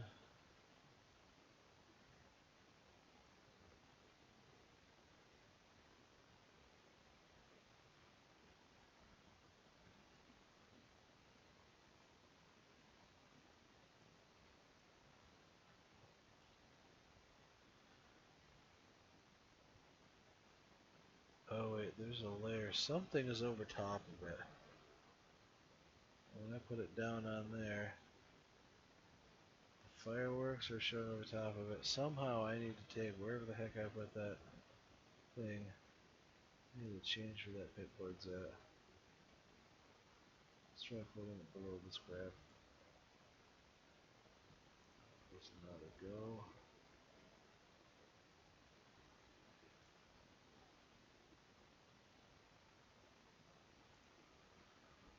This logo, which I'm placing on the pit board, you see fireworks are behind it. That's wild. Well, I'm not gonna sit here and try to figure out what the heck's going on.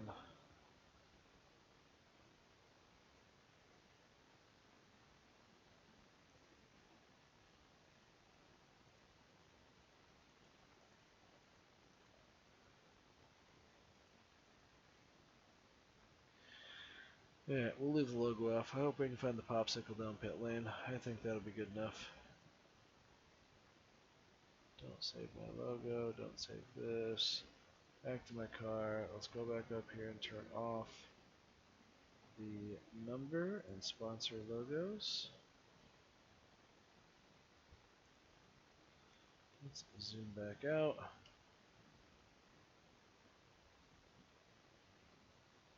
Now, go through with a paintbrush on white and just color some of these things that I accidentally got some stuff off of here. I'm gonna guess this is on the blue gradient. They're painting. Good.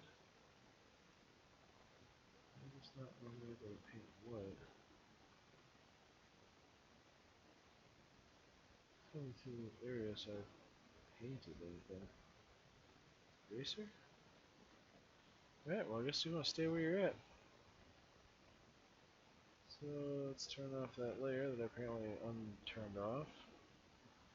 Wire's off, which is very important. We need to make sure the wire is off. Did I accidentally undo painting something else down here? That roll bar is white. I forgot what that was. That looks blue. It looks like I might have undone whatever it was I did. That's white. Well, let's see what it looks like. So, our first step, I'm going to close out this other guy. Go ahead and save it the way it sets. Very important, save it the way it sets. If you do not save it the way it sets and you create the file that's going to be next, you're going to be very mad that you spent maybe several hours doing this and didn't actually save it. So please save where you're at. Alright, so in order to save the file to iRacing, what we're going to do first is we're going to go find your documents folder, which is where the iRacing folder is going to be inside of. So you're going to go documents, iRacing, paint. We're going to find our Camaro ZL1 2018, which is this is the cup car, our folder. We want to get rid of everything out of here right now. Your iRacing or the trading paints is going to put files inside here. All of the cars that you've raced with are going to put their folders here so that you are able to see their cars when you're racing them on the track. But you don't need to because iRacing is going to pull that each time, or the trading paints is going to pull that each time it goes inside there. So just empty out the all those the files that were inside here. We don't need those right now. And what we're going to do, now that we have properly saved our PNG file for our Fago firework car, so we go back and maybe grab some of these graphics and move them around a little bit, and then resave it again, stick it inside here. So first we're going to go ahead, after we've saved it as a PNG, we go back up here, or a PSD, I'm sorry, save it as a PSD. Then you're going to want to go back in here and open, we want to go ahead and file save as. It's going to create a separate file, so wherever you have it saved over there, it's not going to change it, but it's going to create another file. So this is where it gets kind of tricky. We need to go back in here and find, so there's our original location. Where's the other file?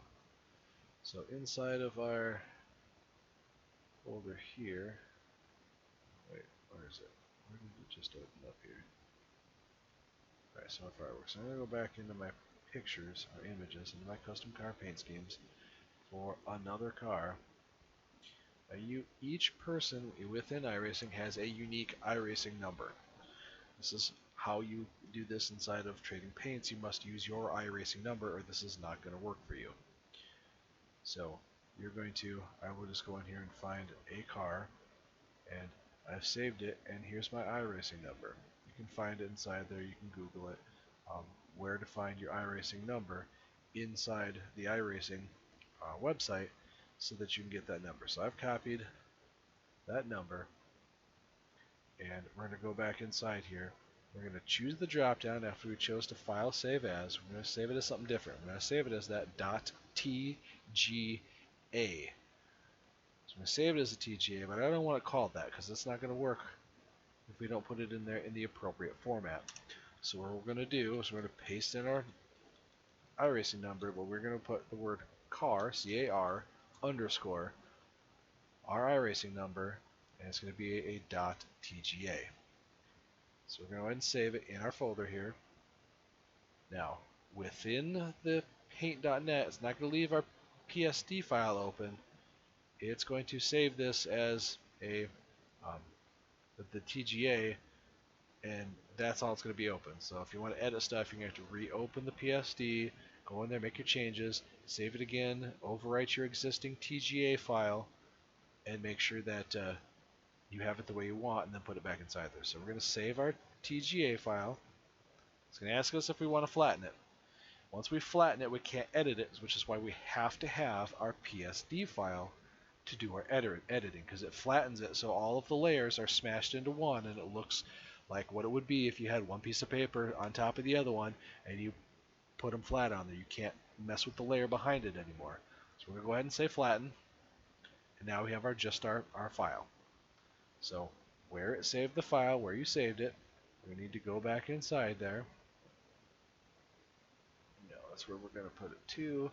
So if we go back to our little kitty, go to the where you saved it at. Here's our car underscore. And this gets confusing. That's why you got to make sure you have folders for my an ICP car or my Star Trek car. You're going to have a TGA file here. These are before I figured out how to use the car underscore to look at it in the 3D UI. I'd actually have to get it as good as I could get and load it up. So we'll have a TGA file, but you'll also have your PSD file for it. I had the original one inside here, the TGA, which is what iRacing is going to need to see, and then an image of the car for, and I'll show you that here in a second. So we're going to go back into the Fig one. This is the file we want. So we're going to go ahead and copy it, and over here, which is in our documents, iRacing, paint, we find our Camaro ZL1 2018, which is our Cup Chevy. We don't have anything inside here. We're going to paste this file in here, and now we have a car underscore. We have that file in here that iRacing can read. So let's go ahead and minimize this for right now. I'm going to go back and we'll open up my iRacing UI, and here you can see it already loaded it because it took that file and applied that paint scheme on top of the car. So now you can kind of look through it, zoom in on it. Now you can see the reason I painted the numbers the way they painted them, and I painted the wheels. I found the actual color. So if you want to paint your wheels or any of these numbers inside here, but you want them to match your car, you can go inside your paint. Now this car is flattened, so we can kind of steal things this way here, but you can open up your PNG file and do it the same way. You just use our color picker and say, you know, I really want this blue back here, but you have to be careful because you want to actually get the blue, not the firework, because it's going to pick the color of the firework. So get an open blue area and say, I want that color. Well, down here in the colors, under more, you will see the hex specific code for that. You're going to want to copy the code for that color and go back into your iRacing. And when we go down to, these are the color swatches for like what the car looks like down here in the bottom. If you're just going to, you know, make one up like this and not go all out with the paint scheme like we have here, you're going to go down, you're going to find the car number. And these are the individual colors. You have to figure out which one's which. By figuring that out, the white is, this white here is the inside color, the blue is the outside, and the red is the inside part of that. And then you would pick the color, and you can go down here and paste in your custom number, paste in here, Control V, shortcut, and paste it inside here, and you will have that specific color, so it will match. For some reason, I don't know what it is, the Trading Paints does not, whatever you set inside there don't work. For some reason I only can set my car number here, my wheel color inside here, even though it looks like you should be able to do it in there. I don't know why it doesn't do it, but this is where I edit the color of the numbers and my wheel colors inside here. And you can do the same thing with each one of those colors. I'm going to escape out of here because I don't want to change it. As well as your wheel color. And all you have to do is click on it here and then paste your number in here that you custom found the color for, some other color on your car, which I think I picked something over here, somewhere around the wheel, so it would kind of look like it matched in that spot. And that's what it looks like.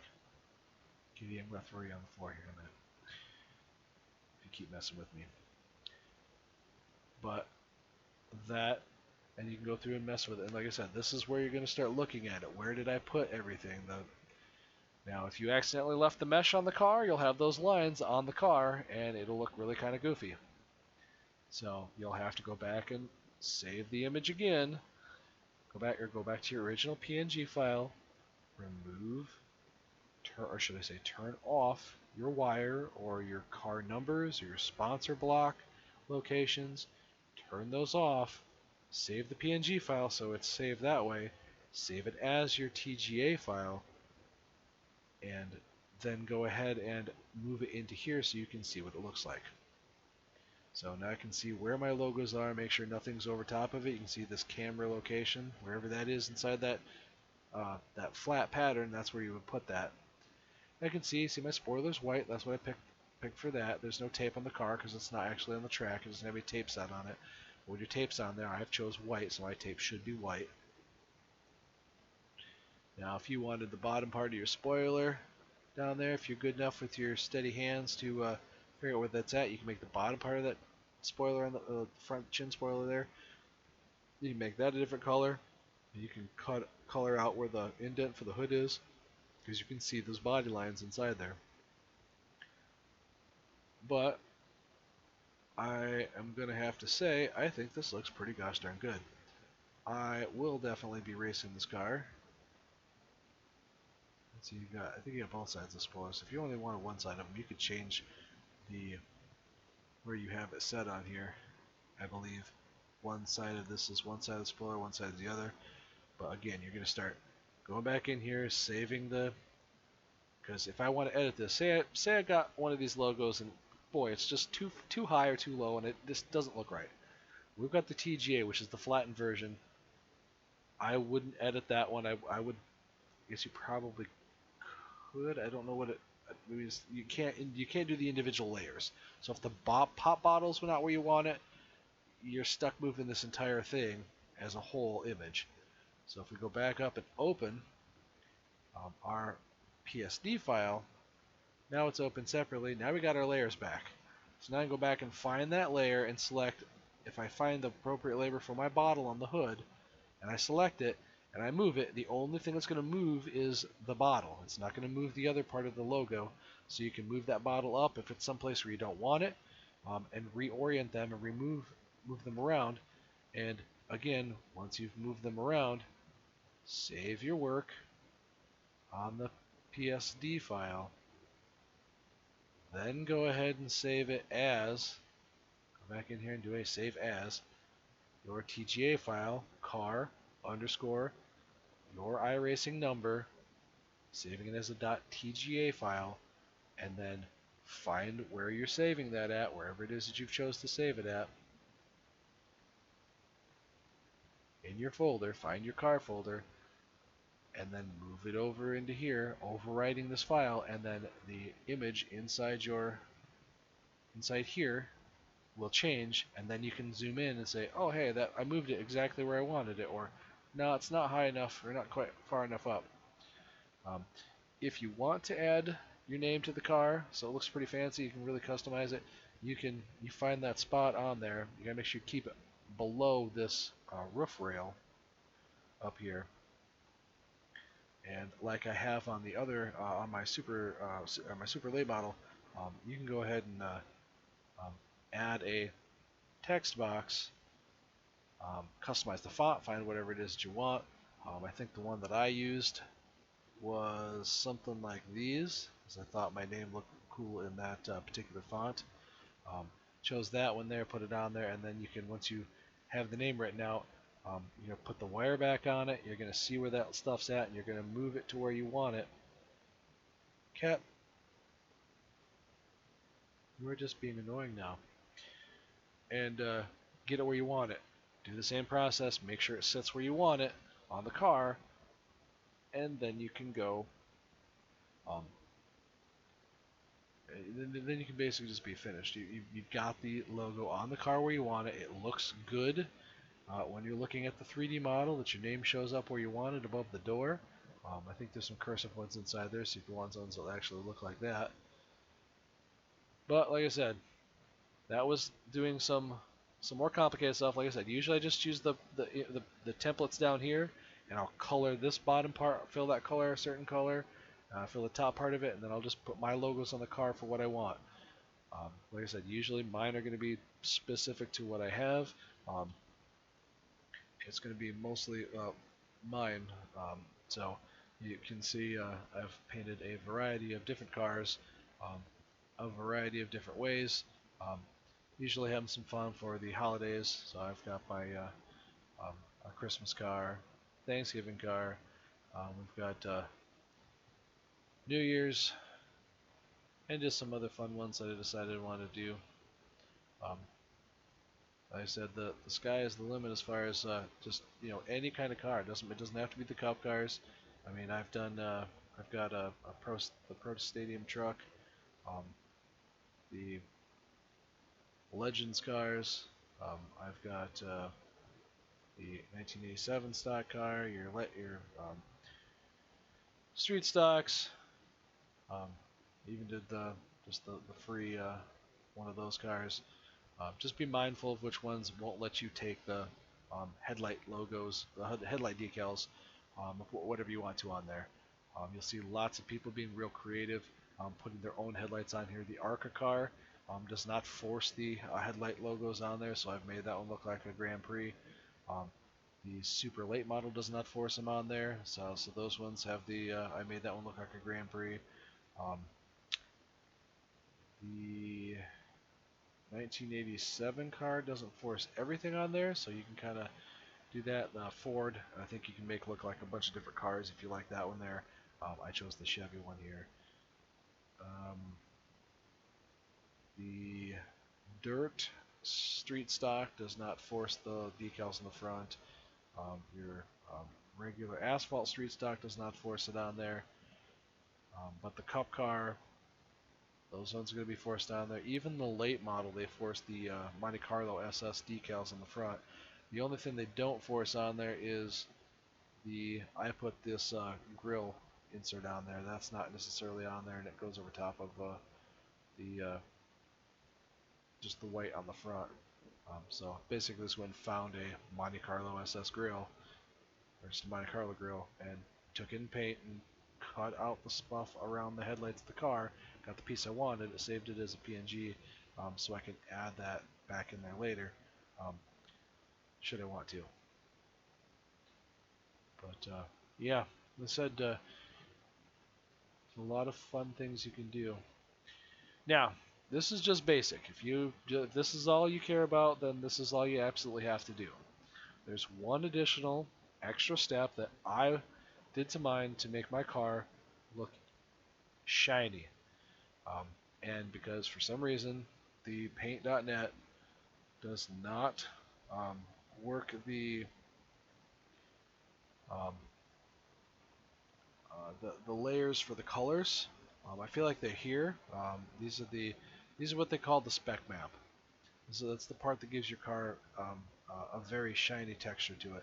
I'm going to try to find and figure out how to add to this video the video of the person that I watched their video for that explained how to use GIMP and was doing some pretty cool stuff with having a stripe on the car that was a different color and just kind of putting a hole in the different layers to let the shiny part through on the part you want shiny, but you can make the front hood of the car a very matte finish, a very not shiny, a non-reflective surface on the car. Because I found that video super helpful. I've gone back and rewatched it a few times to try to remember how to do it. The spec map that I'm going to make for this one here, which I did for the other two, if you notice, we can go back inside here, you can see this is just the default shiny that iRacing puts for their cars. It just automatically, it's got a little bit of reflectivity to it, but it's not chrome. It's not the shiny reflectiveness that you see on some other people's cars that might be um, within trading paints that they've done either themselves or a car that somebody else has uploaded. And if we go back, you can tell the difference between that car and my late model, because there's extra amount of, looks like a foil shiny. It's a little darker inside here, but it looks a little bit shinier. And that's what I want my other car to look like. So what I did is I'm going to go ahead and open up GIMP. And that's a free application for editing the stuff, just like Paint.net. You can use this program, you can use the other one, doesn't matter which one that you want to use. Basically, I'm going to open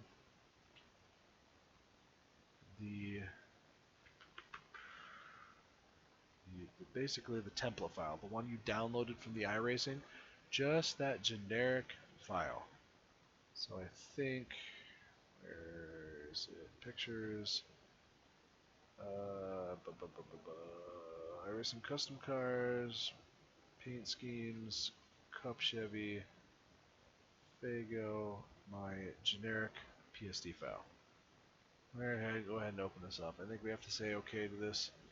Oh, okay, here's a little pop-up that came up on the other side over there. I think we just, I think we want to go ahead and convert this file because it's going to work better that way. I might eat my words, but if you'd use GIMP in here to paint your car, again, I couldn't figure out how to make the logos resize them on here and reorient them easily. I'm sure there's probably a way to do it, but I didn't figure out how to do it, and I just got too frustrated with it and just skipped on out of doing that part. But we're not concerned with anything in this paintable area. These are the same parts of the car, all the exact same layers that we had inside here. It's just organized a little bit differently, but it's, for the most part, if you've used the other one, you could get inside here and see that one. I don't know what this other one is. I don't care about this. The only thing I care about is the custom spec map. Now you can save this stuff inside here, but this is, once you do it a couple times, it'll be super duper easy. And all that you need to do is, what I'm concerned about are two of them. We have the red channel metallic and the green channel roughness. To give you an idea what it looks like to have those two different things on here, you would have to go back and look at the car I have. Okay, why is it not showing all of them? I think this one here is a good example. The front is very rough and looks kind of like a matte finish,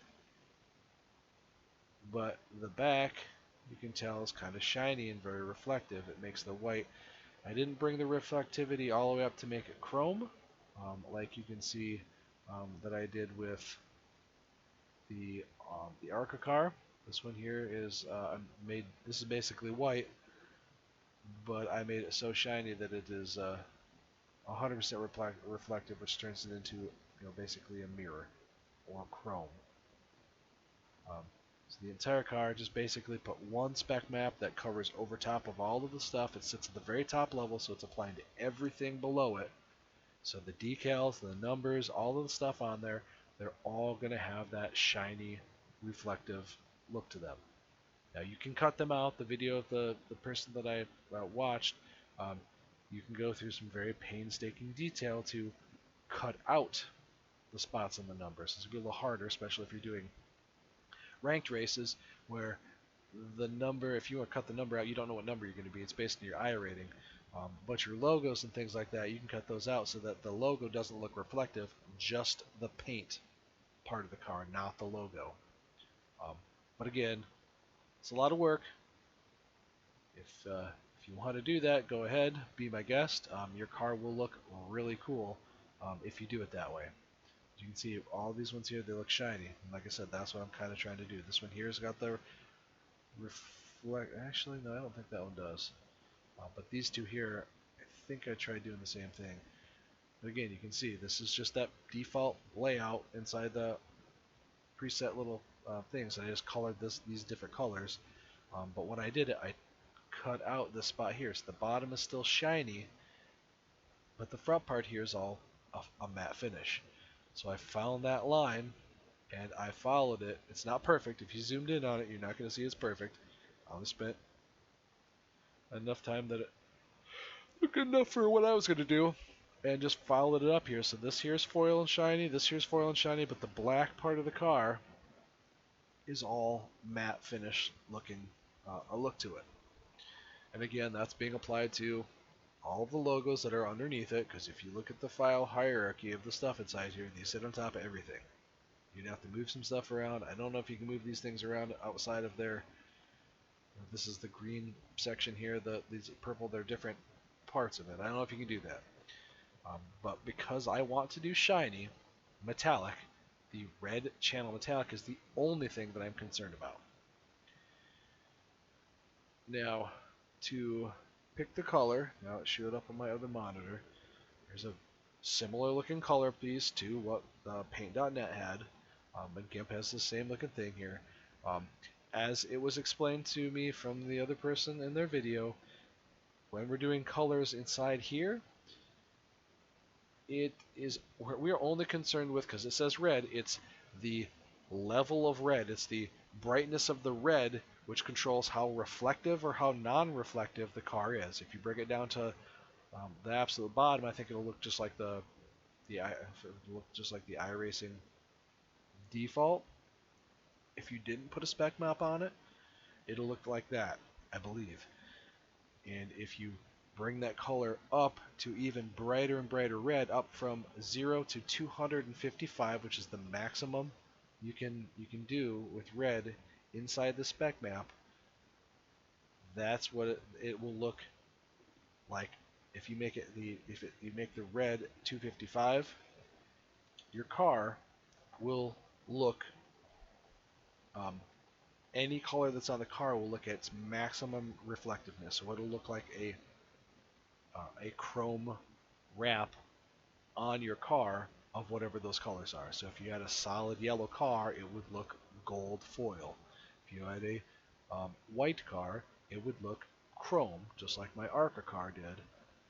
So what we want to do is, I want to bring the reflectivity up, but I don't want it so much that turns all my stuff the chrome, because I can't really see the decals, especially if you go to a track at nighttime. There's not as much light in the game to reflect off the car, so your car looks super duper dark and you can't really see it real well. It looks real good at a daytime track when it's really light out, but at nighttime track it just doesn't look that great. So what we're going to do here is we're going to pick a color. I think, I want to say it was like maybe 90 in red. That's the color we're going to pick. And I'm going to go grab the paint bucket and I'm going to fill this red channel with that color. I want 90. I think these top three, the red, green, and blue, are the only ones that we're concerned with. Okay, I think we picked it now. Now if we, what's that number? Oh, we have to choose the number. So if I want to do, let's try about 100.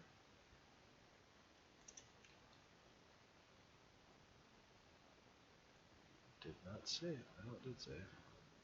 Alright, so let's take our paint bucket and we'll fill. The channel metallic is on. We don't care about the roughness. Spec map is on. All the other stuff is on. Oh wait. Silly me. I don't know what I've done before this here, but base paint I think is what we want. Yeah. So you want to go to the red channel metallic and the base paint. I don't know what the parts are, but again, the person, I'll try to link to their video in the description inside here. They will have a very detailed way on explaining how you cut the stuff out. And like I said, it was a very basic. If you had no understanding of how this works, it was a very basic way to understand how to do this, and I found it very, very helpful because I didn't have a lot of knowledge on how to do it this way. So I found it super helpful when they had me when they described it the way they did. It allowed me to, like I said, make that one pure Michigan car I had with the um, matte front with the shiny rest of the car, and you could really cut out the part that you wanted to. So like I said, take a look at that video in the description here, and that will be helpful to show you what you're doing. We've got the car painted. We're at 100 of 255 in the reflectivity of this. So what we're going to do is I'm going to go ahead and I'm going to choose to export this as. And then what I'm going to do is I'm going to choose that location where the file for my car that allows me to see in the iRacing, so in the documents, iRacing, paint, load all the cars. We'll find our 2018 stock cars. There's our Cup Chevy. So inside here. So this is where we want it to be export, because if we just do a quick export, every time we change the color, it's going to export that file in there, overwrite that file, and then we can instantly see what the car looks like after we've changed the reflectivity. So it'll look pretty cool. It'd be a lot faster to see it that way. So we're going to go ahead and choose export. Now, let's see if it did what I thought it was going to do, or I'm completely wrong here. So let's go in here.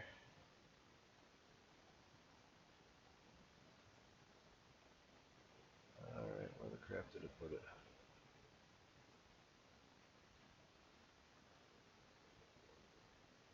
File. Export as.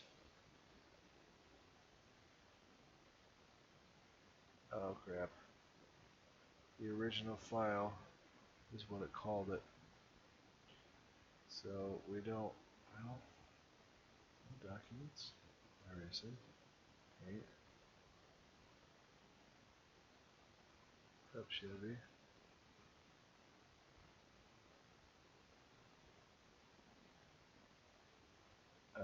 We don't want to export it as a PSD. Let's, I think we wanted to save it as a TGA. So we're going to call this one,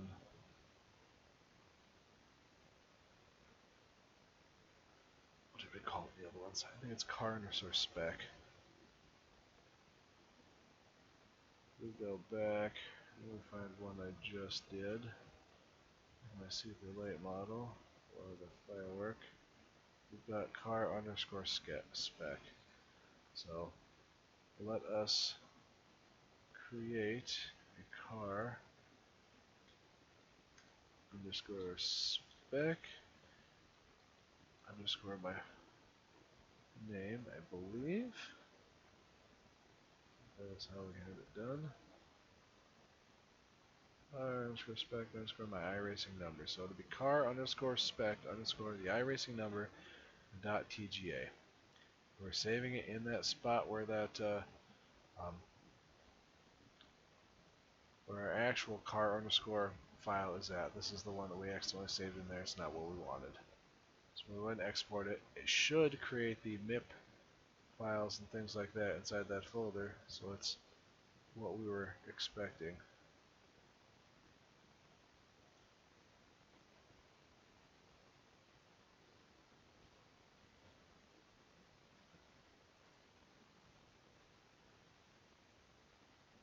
Alright, maybe we don't want to put it inside there. I think we did end up moving it. Alright, I think then it was plus 1 and 2, 1 and 2. Alright, what do we do? Just crash the program by having this stuff going on here. Export the image. Ah! Apologies, you couldn't see that if you wanted to. So once we got this saved to the car spec, inside there there's compression that is asking me to do. So we're going to go ahead and just leave it the way it is, choose export. Now I think it's over there. So we got paint,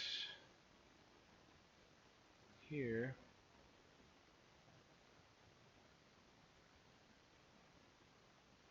Let's see what it looks like.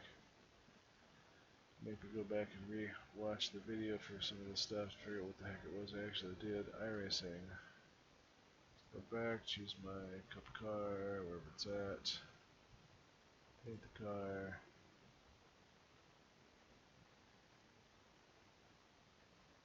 Nope, that's it.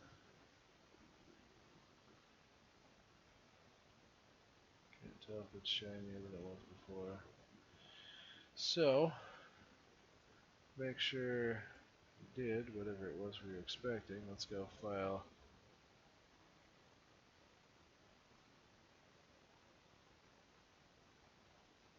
We want to go in here and say, alright, let's make it super shiny so we can see what it actually is going to look like. 255. Okay. So now our color is a bright red, the brightest we can get. We're going to fill it up here, and then we're going to go ahead and do export car underscore spec TGA. So let's export that thing all the way over there. Is it going to ask me that question again? Oh, there we go. Oh, look at that. See, now that is as reflective as you're going to get. The white's practically a chrome. That's a little bit much. So where I had it was slightly reflective, but it's not quite what I wanted. So did it create those additional files when I moved that over there? Yes. So I think we save it as TGA because I don't think doing it is when we do the export to the car, then it creates that MIP file for me. But I think we have to have both of those. Let me go back. Try to remember what it was we did. So if we go back inside here, my firework car for them, we've got the PSD file, we have the car underscore spec TGA, the MIP file that was created from that, and then this one here I took the car underscore my iRacing number because in trading paints I don't think you want the car in front of it, so I renamed it to just the iRacing number so that it would let you upload the trading paint so it would work in your system. So these are the files you're going to keep. Make sure you have those someplace. Once you upload them to iRacing, it doesn't really matter. Because this was so simple, I didn't cut anything out. I didn't have to go back down to the paintable area, find the car patterns, turn that back on, and then copy around the logo and then cut it out and then make sure that's selected when I go back up inside the base paint layer, and then you would only color that part of the car or if like I said, the other video will show you how to do the rest of it. But and again, if I was to actually do the rest of it, I'd probably have to go back and watch this video and do it. Like I said, really good video. I don't know who they are. I'm not promoting them for the sake of promoting them, other than that they did a really good job at explaining it when they were putting that together. So 255 is a little bit too much. I don't want my car quite that reflective. So we'll go back in here and pick this, and we're going to go down to 100. That's what the 100 of the up to a scale of 255 of red is. We're going to fill that back down on here. We're going to go back up here. We're going to export our car file back over there. And now we're going to go back and look at our car. So a little bit shiny, but not as shiny as the other one. You can tell just a little bit, like right here, you can see that it's shiny. So it looks a little reflective, but not a lot. Let's see what it looks like a little bit more. Let's pump it up a little bit. Let's go back inside here. Instead of 100, let's say 175. Oops, too many digits there.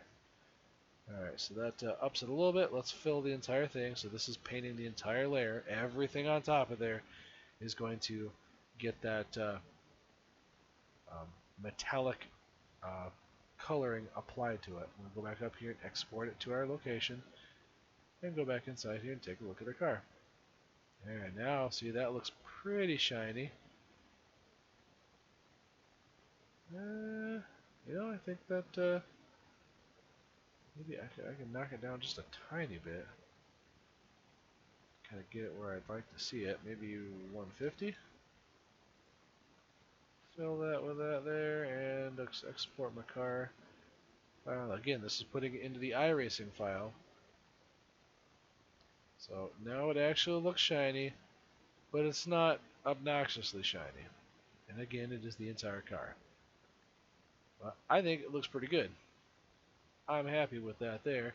So that's what I want my car to look like. So if we go to the file folder where we've got this stuff located, we want to capture all of these files. Because I think we had opened the TGA file back up and changed the reflectivity of it, and then export that back inside there. It'll recreate the MIP file, which is the spec map, and that would change it. Or, because this is so simple, I'm just doing a fill of the entire car, you could just recreate it. It didn't take that long to do that part. It's not like editing the car, so it's not too bad. But again, if you had done the inside here, you could be able to edit all your car. You do the whole editing I did in the other program, and it would let you do it inside here. But again, there was extra steps inside there for what they did. They saved it as an XCF file or something like that, which was the proprietary GIMP file format, and then did some more stuff to it. But all in all, we've got ourselves a pretty fancy looking car. I'll close this. I didn't do anything changes inside there. So we've got back out here. We're going to go to my Cup Chevy, Fago. Oh no, not Fago. Firework. Fago Firework. So I've got my original PSD file. I've got this one, it doesn't really matter. I've got my car TGA. The only thing I really need to make sure I have is this spec TGA file, my MIP. Move those over here, so I have them over here.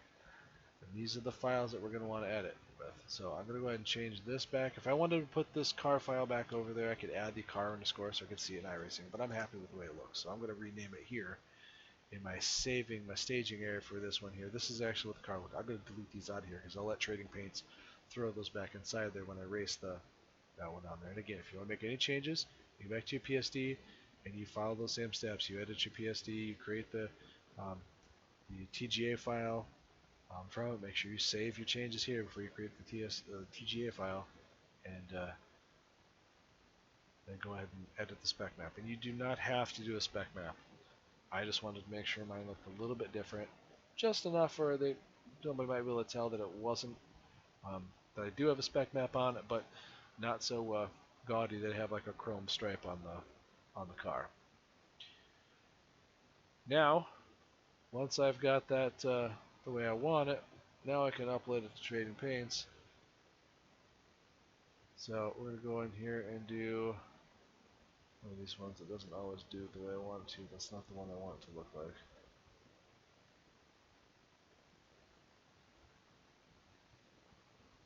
Where is it? Upload? I don't know what it is here, but my show on paints, upload new. Alright, we'll try to work this one here. So we're going to go ahead and select our paint file. Our paint file is going to be our TGA file.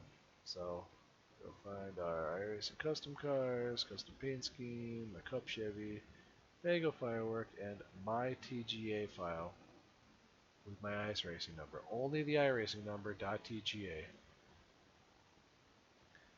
Because they don't pay for this, it's going to go to everybody, so anybody can find the car that I have here and use that one there. I'm going to select what kind of vehicle it was, so we're talking the Cup